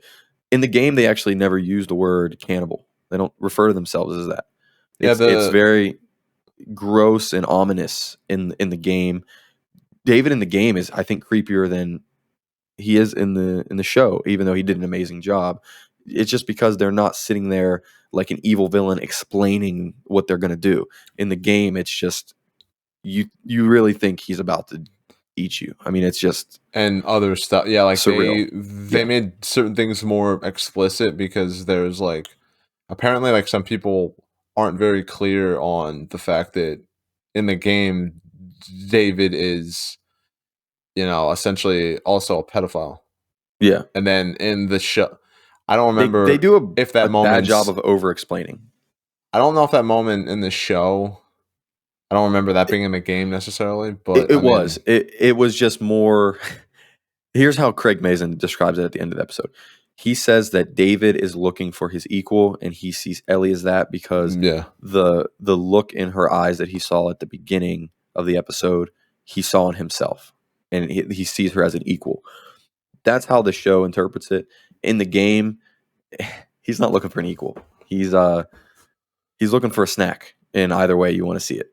So essentially, I did love him talking about like he always had an evil heart, and then like the cordyceps, like kind of was like his god essentially, because like they fight to protect their own, like they do what they have to. And then that was really fascinating. Like I was sitting there like, oh yeah, I kind of see what he's talking about, and I hate that I see what he's talking about. But I liked how, because it's basically a group of cannibals, that they use religion as a way of getting people to eat, essentially, and serving people to other people. It's very messed up, but it could have been executed a lot better. This was a perfect case of show us and don't tell us. Yeah. And what they did was they just told us and didn't show us much. Yeah, it was pretty ham-fisted. Yes, I agree. So any further thoughts on this episode? I think we covered it pretty good, but what about the ending? You hinted a little bit at it, to where he didn't save her. He doesn't save her necessarily in the game, Yeah, but it yeah. does play out differently. I mean, like, because like Craig and Neil were thinking about the logistics. Like, well, if David had the key to the place, he would have locked it, so Joel wouldn't have been able to go in there, obviously. And then like they wanted the emphasis, like Ellie has to save herself. You know, like she stays in there until she kills him. Joel doesn't come in, and then she like walks out, I hated that. and then he Hated meets it. her. I mean, I feel like it could have been drawn out more. Like if it was a longer episode, I'd imagine like her just like aimlessly wandering for like a few minutes or whatever, and then Joel meets up with her. But like it's like she she gruesomely kills David, and then she walks out like 5 feet into the snow, and then Joel meets up with her. It's like if they were just gonna have him be right outside, then why? Like they might as well have just done exactly what they did in the game. Like I don't Yeah, I feel hate that. I didn't feel like it really justified having to be slightly different, but not really It different. yeah, Like, it would have been fine to just do it like the game because I love the cold ending, just the black, cut the black. yeah. She doesn't need to run outside and have her breakdown. I mean, I do like that. Like now, there's a wedge between them because she suffered a trauma that he has no idea about. I think that's fascinating, but they didn't really do anything with that. They could have made the last episode a little longer and touched that, but at the end of episode 8, someone counted. She's hitting. I think she hits David like 24 times or something crazy like that. She just starts swinging when she's I swinging kind of that had to thing. like look away a little bit. I was like, oh damn. I loved how they just drawn that out, and then I love in the game where she just keeps going until Joel grabs her, Yeah, pulls her off, and just I choked comforts up. her. Like that was when I Yeah, really started to feel their bond. I was like, finally, this is what I wanted, you know. But I feel like that was probably the point. But I'm not that sure. that part in the game, like it is, you just described it perfectly. You That part in the game, this is whenever they become father daughter right here. Yeah, and then Now, like and yeah, he calls her baby girl, and that's a yeah. big thing because that was what he called Sarah. Like, Yep, same thing he called Sarah, and he does that still in the show. It's just you see her run out and kind of have her break down herself outside before Joel gets there, and it's just kind of like I said, it kind of draws it out. I like the way they do it in the it game didn't more. I hit think it me. hits Yeah, harder. like it didn't Yeah, hit me as hard. Like in the game, like from that moment on, and then how they play with the gameplay mechanics in the final stretch of like you go to like a high ledge and press triangle, and then you're used to her immediately being there to give her a boost up. You press triangle and nothing she's happens not there. because Yeah, she's just in her own. But so like in the show, they did that in the best way they could, but like there's no way it would even come close to how it is in the game because of using the mechanics of a game and like, oh, now this thing you've done 100 times isn't working anymore, and it like made me go like, I like looked at Ellie after that happened, and I'm just sitting there like, oh man, this sucks. I didn't feel that in the show for that much. yeah, and that was I think the last part that really brought the series down for me because we're about to get into it now. The last episode, episode 9, it's called "Look for the Light." I love this episode. I think 8 brought it the whole series down a little bit for me, just the way they handled it. So going into episode 9, it's I believe the shortest episode. I Which I I was a have little huge worried. problems with. Yeah, I was a little worried seeing that. But the final product, I loved it. I think that last episode was perfect. I can get into why I think that, but Yeah. with episode 9, let's just go ahead and give our analysis of the end of the series. So go ahead and give me your thoughts on it, since you had a little bit more. You had some more problems with it than I did. Like, like it like starts kind of how I just said in the game where like Joel's like talking to Ellie and like they do that thing with the sound mixing where like what he's saying is like echoey because like she's like spaced out. Yeah. She isn't really paying attention because she's traumatized by all this. I love. I freaking like went awe again when like he's like, yeah, I was in this building and I found some Chef Boyardee. You like that, and I found this game. That you could probably beat me at. Like he's kind of a different person now. And if she hadn't went through what she went through, like she would have been happy about it. But she's just like, oh, okay, cool. And like he doesn't know how to react. And then yeah, like that whole conversation where in the game when he's like, if you want to, we can leave. And then she's like, after everything we've done, after all Yeah. we've been through, I have to keep going. But in the show, they added like her saying, I know you want to protect me and you have, but I got to do this. And then later, we can go wherever you want, we can go. I forget where she said. And then she said sheep farm. And I was like, Sheep farm. yeah, I'm in pain. And then we can go to space. Freaking God, my God. Like the references to part 2 in the show. And then like she's like, I'll follow you wherever you go. And in a way, I sent you a message about this. In a way, she does. Yeah. In a mental and emotional sense, she Yeah. she she does in fact follow him wherever he goes.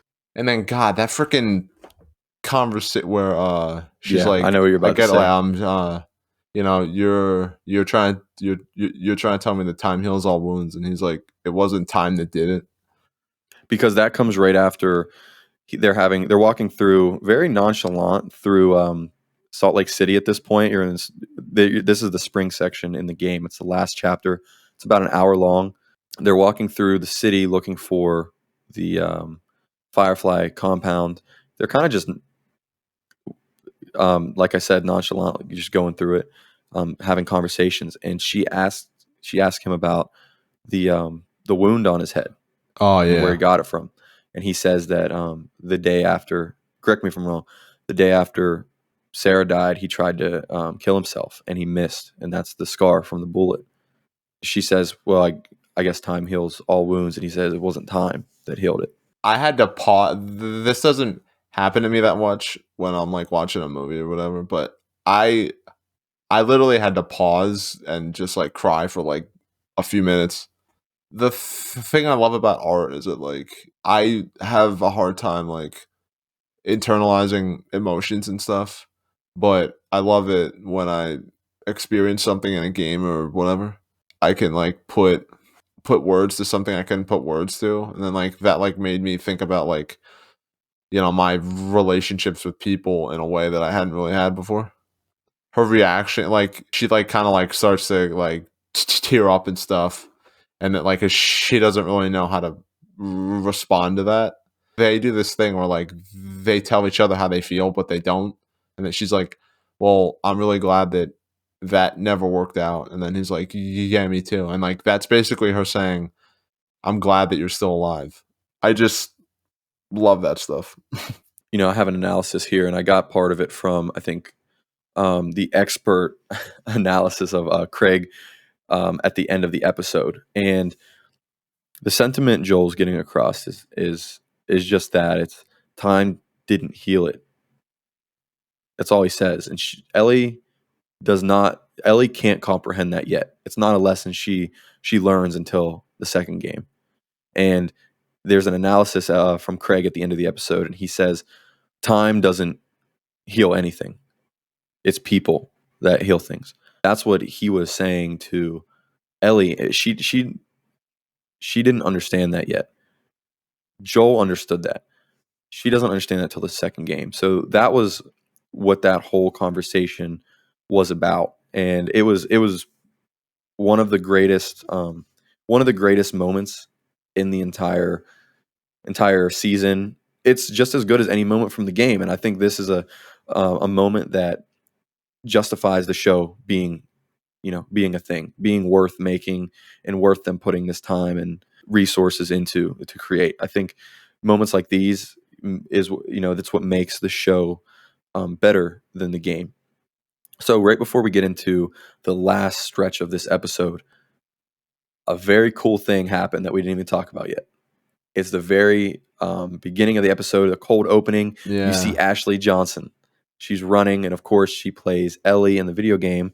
She plays Anna, right, in the show, who is Ellie's mother.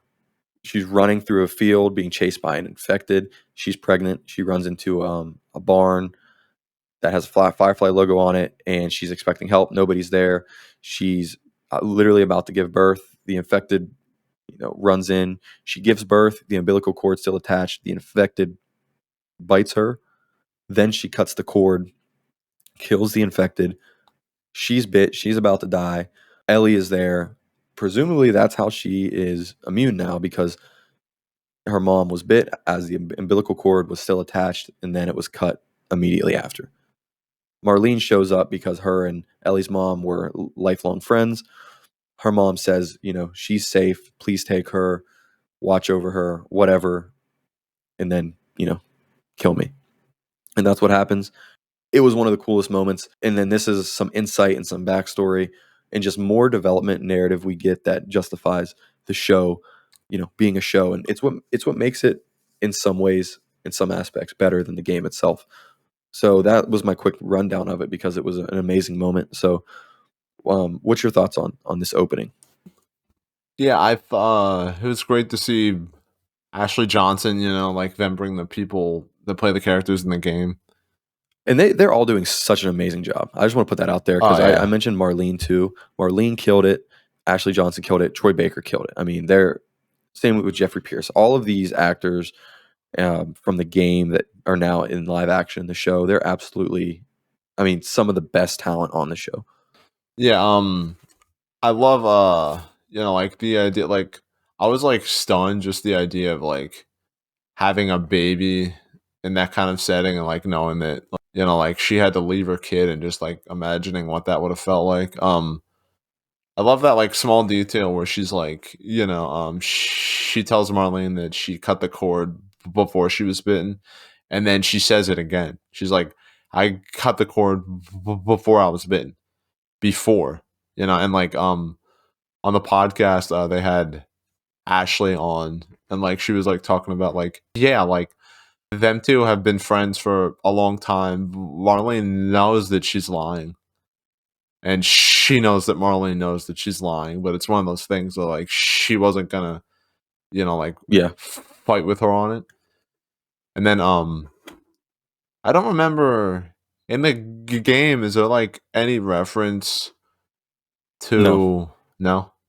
Nope. I know Neil Druckmann actually said that he had an idea for like a prequel game to be made by a different studio, but it never happened. Yep. Yeah, so like that was cool. Like that's probably like the best justification of the show, because he's like, okay, Yes. we're making this show. I didn't get to do this thing I wanted to do, so I'm going to put a little bit. Couldn't do the here. spin-off game, so let's do a live action series. And I just want to give quick thoughts on that, because Ashley Johnson did say that Marlene and Anna were lifetime friends. She knew she was lying. I don't buy that. Oh, interesting. I'll tell you why. I think, that's interesting that she said that, whatever. I don't believe that. Here's why. Ellie's 14 years old. She doesn't get bit until weeks before she meets Joel, and that whole thing happens at the beginning of The Last of Us. Left Behind only takes place a few weeks before the game does.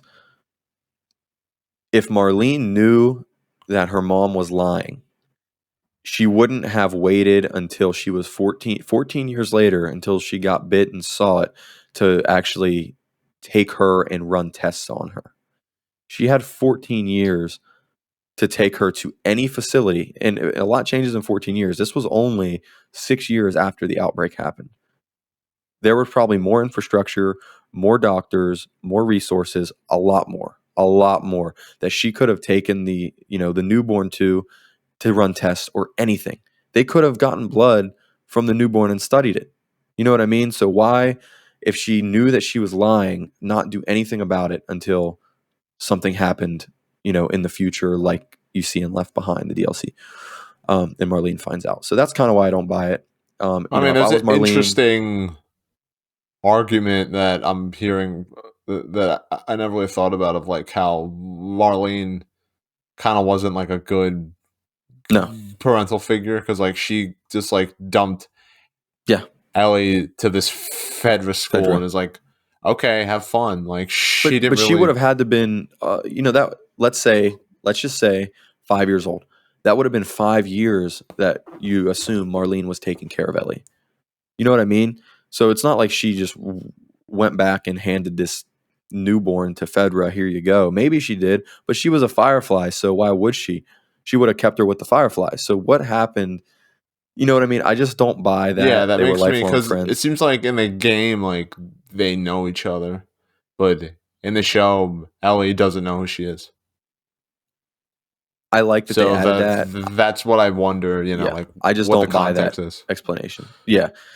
Anyways, that scene was amazing. I love the explanation of that and how she's immune. It's interesting. That's not anything you see in any other post-apocalyptic fiction. You know what I Yeah, mean? Great utilization of Ashley Johnson and the opening of the final episode. Amazing, development for Ellie's character. Loved it. Anything else you want to say about that? uh, I know I just threw a lot at you. no, it's fine.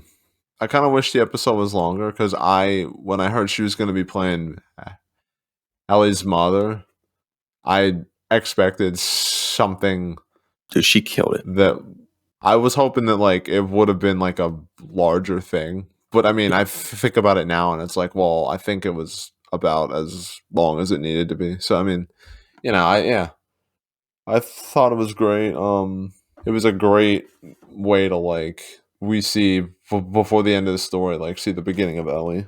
With this final episode for season one, you see the beginning of how you saw how everything started and how everything is about to end. Yeah, So speaking of how everything's about to end, they're walking through Salt Lake City talking, and you see smoke grenades come out, and then fireflies run out and capture them. And this is the beginning of the end. Was Joel right? Just explain this last part with them going into the hospital and what exactly happens in the fallout. and so Joel wakes up and then Marlene's like, I came out here with some guys and we barely made it. How did you two make it? And then, he's like, can you just bring me to her? And then she says she's being prepped for surgery. And then Joel's like, excuse me, what? And then, she's like, infection grows in the brain, so we have to dissect her brain, take out a sample, analyze it.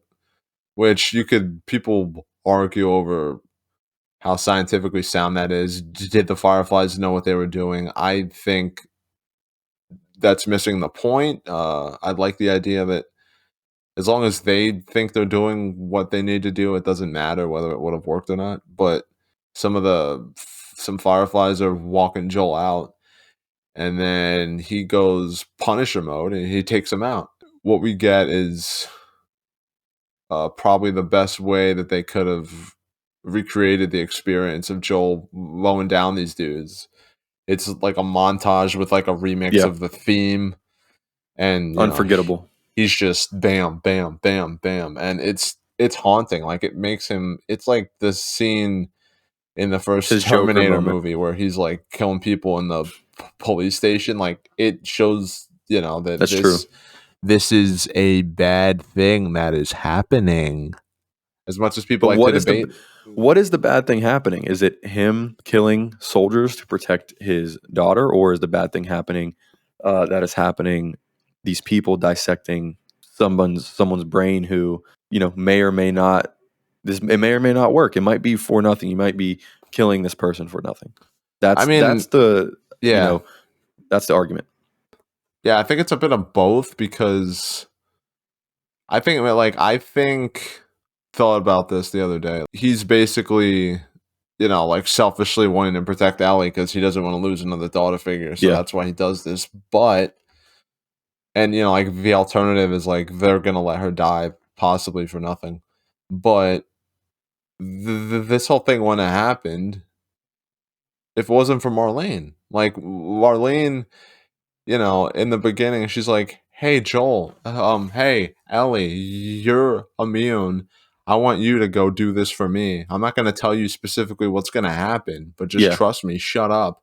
Hey, Joel, you're here. Okay. Can you bring her over here? Don't ask no questions because I didn't tell her anything. I'm not going to tell you anything. And, we're just going to do this and I'm not going to be upfront about anything.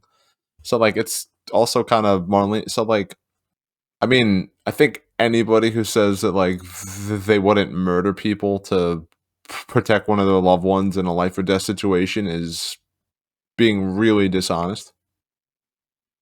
that's Because, why it's there's no clear answer for this. yeah. You sympathize with him, well, you empathize with him, you know. So what does he do? He kills everybody. He busts into the operating room. He kills a doctor, and then he kills Dun uh, dun dun. dun dun dun dot dot dot. We will see more of this poor man's corpse in the future. Um, he kills everyone else in the operating room. He grabs Ellie, carries her out, gets to the parking garage. Marlene shows up. They're talking, and then bang, he just started blasting. Takes out Marlene and leaves with Ellie. How do you think they handled that? It was pretty much frame for frame with how the game did that sequence. Yeah, I think Troy said the line, you would just come after her better. Like I've seen people on TikTok like comparing the two. I think Troy said it in a more menacing way, but I think Pedro said it in a more matter of fact way. So I think they both work. I think they're both great in kind of different ways. Well, I think Troy did it with more emotion, but Pedro did it with more of a stone cold look in his eye. Yeah, So I don't know which one is more menacing. They're both like both versions are. They're great. So I love that. I love that it's not exact. I'm glad they didn't have Troy Baker redo what he already did. I love that there's two versions of it, and I yeah, think Pedro killed that. yeah. I said earlier I have a bone to pick with Bella Ramsey Hmm. because on Twitter I saw like she was saying that the finale is gonna divide people, and for some reason I was like, wait, are they gonna do something different? So then I had this like slight thought in my head, like, okay, what are they gonna do that's different? That's gonna divide people. But I mean, it played out the same. But I think she was talking about how the game did Yeah. the shows also. So that was whatever. I actually on the podcast they asked Ashley because like everyone had their own ideas of like like what certain things meant, and then when Ellie, because like later, like they're like walking up a hill to go to the town where Tommy lives, and then Ellie stops him. She's like, "So swear to me that everything you told me that happened is true." And then he said, "I swear." And then she's like, "Okay." When they ask Well, Ellie, I referring mean, to he just real quick because I want to explain why they had that conversation. He oh when yeah, he left in the car from Salt Lake City with her, she wakes up and she asks what happened, and he basically said that there was nothing they could do. There was no cure, so they yeah, left. He left with her. He didn't explain that they were about to dissect her brain for a cure, and he killed everybody and took her. You know what I mean? So yeah, she was under the impression that there was no cure. There was nothing that anybody could do, and she's kind of doubting that because he lied to her. She knows that, she could sense it. So then that's how they get to this final conversation, yeah, where she confronts him about it, and he says that he swears that he told her the truth of what happened. yeah. Well, when they ask Ashley Johnson what her interpretation is, she said something that I never thought about. But then after she said it, I was thinking about like how this feeds into part two, and I think it makes sense. Her view of it is that her saying "okay" is like, "Okay, I asked you to be honest, and you're choosing to lie to me. Okay, we're done." Like that. okay is I see. Yeah. like a thing of finality. Like, okay, all right, it's not like, okay, I believe you. It's Yeah. like, all right, I see that's how it is. And that makes it because you see what happens in part two. Like she has these lingering doubts, and then they get confirmed. I'm not gonna spoil the heck out of part two, but Yeah. And there's so many ways to interpret that one word and how it's delivered. Okay. Because I don't interpret it that way. whoa, Um, what's your take? my take is she knew he was lying. Um, but everything they've been through, she wasn't she just she knew he was lying, but she went along with it anyways. I mean, that is kind of what happened because, like, Yeah. we see, like, like it's not like after that their relationship is just terrible. Like, they're having like really fun times growing closer together. But there's Yeah. also like I think it's both. Like she's you know accepting it, kind of giving him the benefit of the doubt. But I feel like in the back of her mind, she's still like, okay, but it still doesn't make sense. And Well, in then once she reality, gets she proof knew. of it, she's Yeah. like, I knew it. You know. She's trying to deny, she's trying to deny the reality of it because the reality of it is she knows that he's lying. But she's denying it in her head because this is Joel. She Yeah. doesn't want she doesn't want Joel to be lying to her, but she knows that he's lying to her.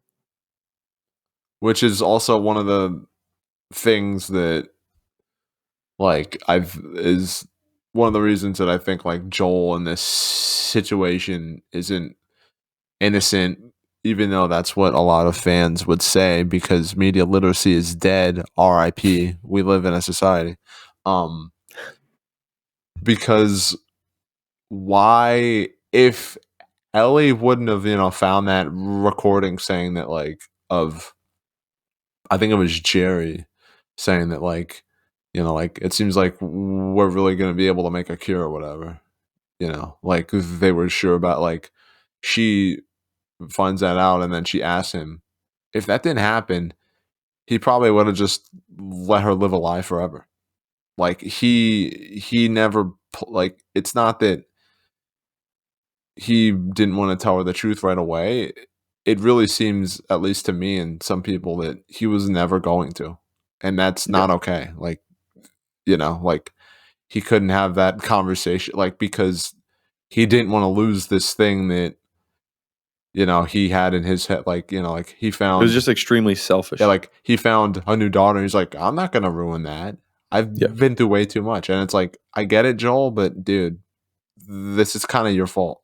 Well, he has a new daughter now, and he will do anything not to lose her, even if it means ruining her life or But that's taking away also, her what she wants, and because she wanted to sacrifice herself for a cure, but that would have meant that Joel would have lost her, and he wasn't going to do that again, even if that meant going against specifically what she wanted.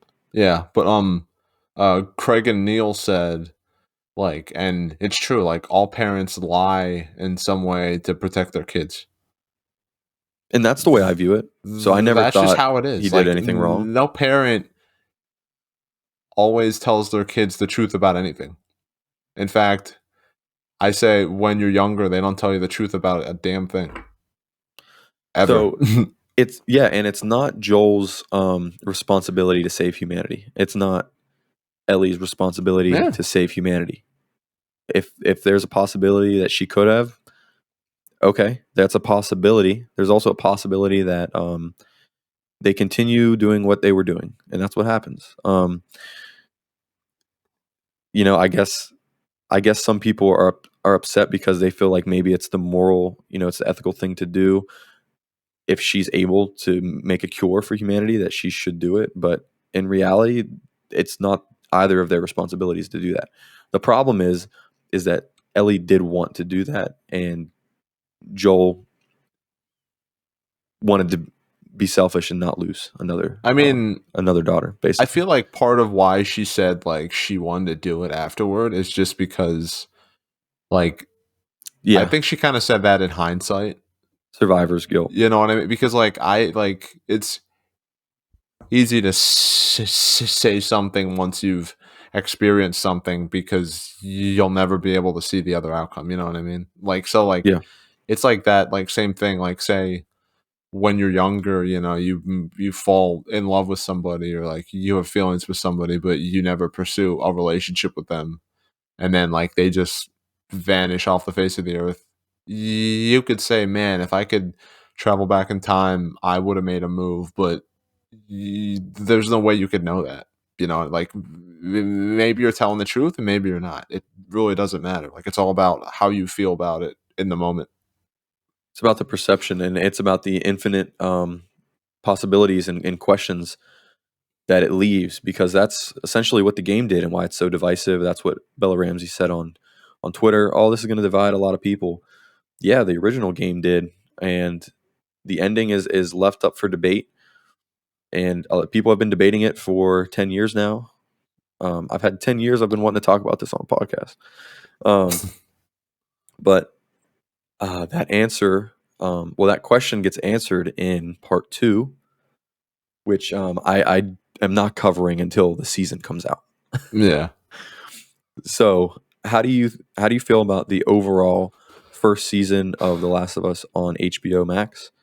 And give me your final thoughts on where they left it off, how they did the ending, and your overall takeaway and thoughts for the entire season.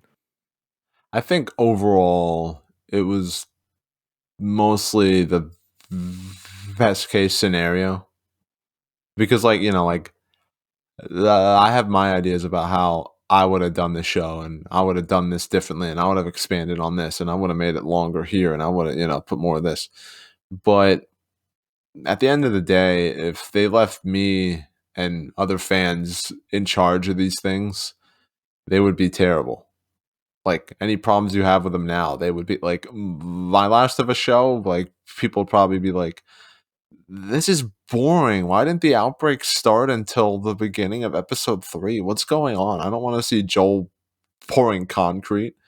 I don't want to see Sarah talking to her female friends about this cute kid in her class, about this cute boy in her class. You know, so it's like you know, like for as much reservations as I had about the show, I feel like it mostly alleviated them. And I mean, I haven't stopped thinking about it, and I probably won't stop thinking about it for quite a while. That's And true art. I mean, it's brought a lot of people into this fandom that you know weren't really people that played games. They're probably gonna you know play the games now, and you know like they're making videos talking about the show, and you know like it's reigniting the conversation, which in some ways I'd argue is a bad thing, but that's just how it is with you know people that love things and fandoms. You know, you're gonna have all sides of it, but I think this the fact that it's brought a 10-year-old game back into the public consciousness, and you know, like they can like people can analyze it And who it still didn't means something. know like now like a whole new group of people can analyze it like you know people that know it and people that know it can maybe see it in a different way or you know finally speak out on how they've always seen it and I think that's what an adaptation should do you know it should it should show people how great the thing is instead of having other people tell the people who didn't know it, "Oh, Yeah, you should just play the game because the adaptation sucks." You know what I mean? And that's yeah. not what happened here, and I think what more could he ask for? I see clips of yeah, exactly. I see clips of people now saying, "Wow, I can't believe this story came from a video game." That the medium of video games, they're capable of telling stories and crafting, art like this. And that's what a successful adaptation accomplishes. It reaches a whole new audience and a whole new demographic, and it introduces them to stories and experiences like this from video games. Of course, you're not playing it. You don't have a controller, but you're still experiencing the story that they told in 2013 and The Last of Us, and they're able to take liberties now and expand on the content and still be thought provoking in different ways. The journey's a little different, the execution's a little different, but the outcome still is powerful and makes you think just like it did before. Um, we're debating and analyzing the end, and there's no definite answer to it, and that's fine. We each walk away with our own interpretation of it, and we could sit here and analyze it for hours, and we kind of have, because this will definitely be the longest one yet, and I'm looking forward to editing this because it's The Last of Us, and The Last of Us will always get a pass. Yeah. We'll talk about The Last of Us for as long as we want. One of the greatest games ever, and all I got to say is that the show, in a lot of ways, is better than the game. In a lot of ways, the show accomplishes what the game did, but more so in a better way. But what I will say is the game is a 10 out of 10 for a game. The show is not perfect. The show is not a 10 out of 10. Yeah, But definitely there's not. a lot of things the show does that better than the game does. So that's kind of my analysis of it. The show is definitely worth watching. It is top tier. It is great. But the game's a 10 out of 10. Go play the game. Oh yeah, like one of the best things I could say about it is that it's made me want to revisit the game even more than I already did. Part 1. Yeah. Yeah. They remade the game, and a lot of people are upset they remade the game. I played the original a few times. I played the remastered a few times.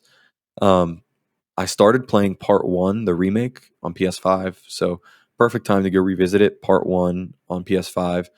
You're literally playing through the best version of this story, so I agree.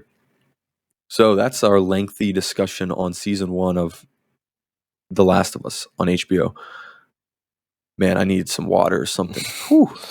That was we talked a lot. We had a lot of insight and analysis. So thanks for coming on and talking about this with me. I know we both love this IP and have varying thoughts on it, especially when it comes to the part 2 of The Last of Us. The and that episode product. for that season or multiple ones that tell that story are probably gonna be like 6 hours.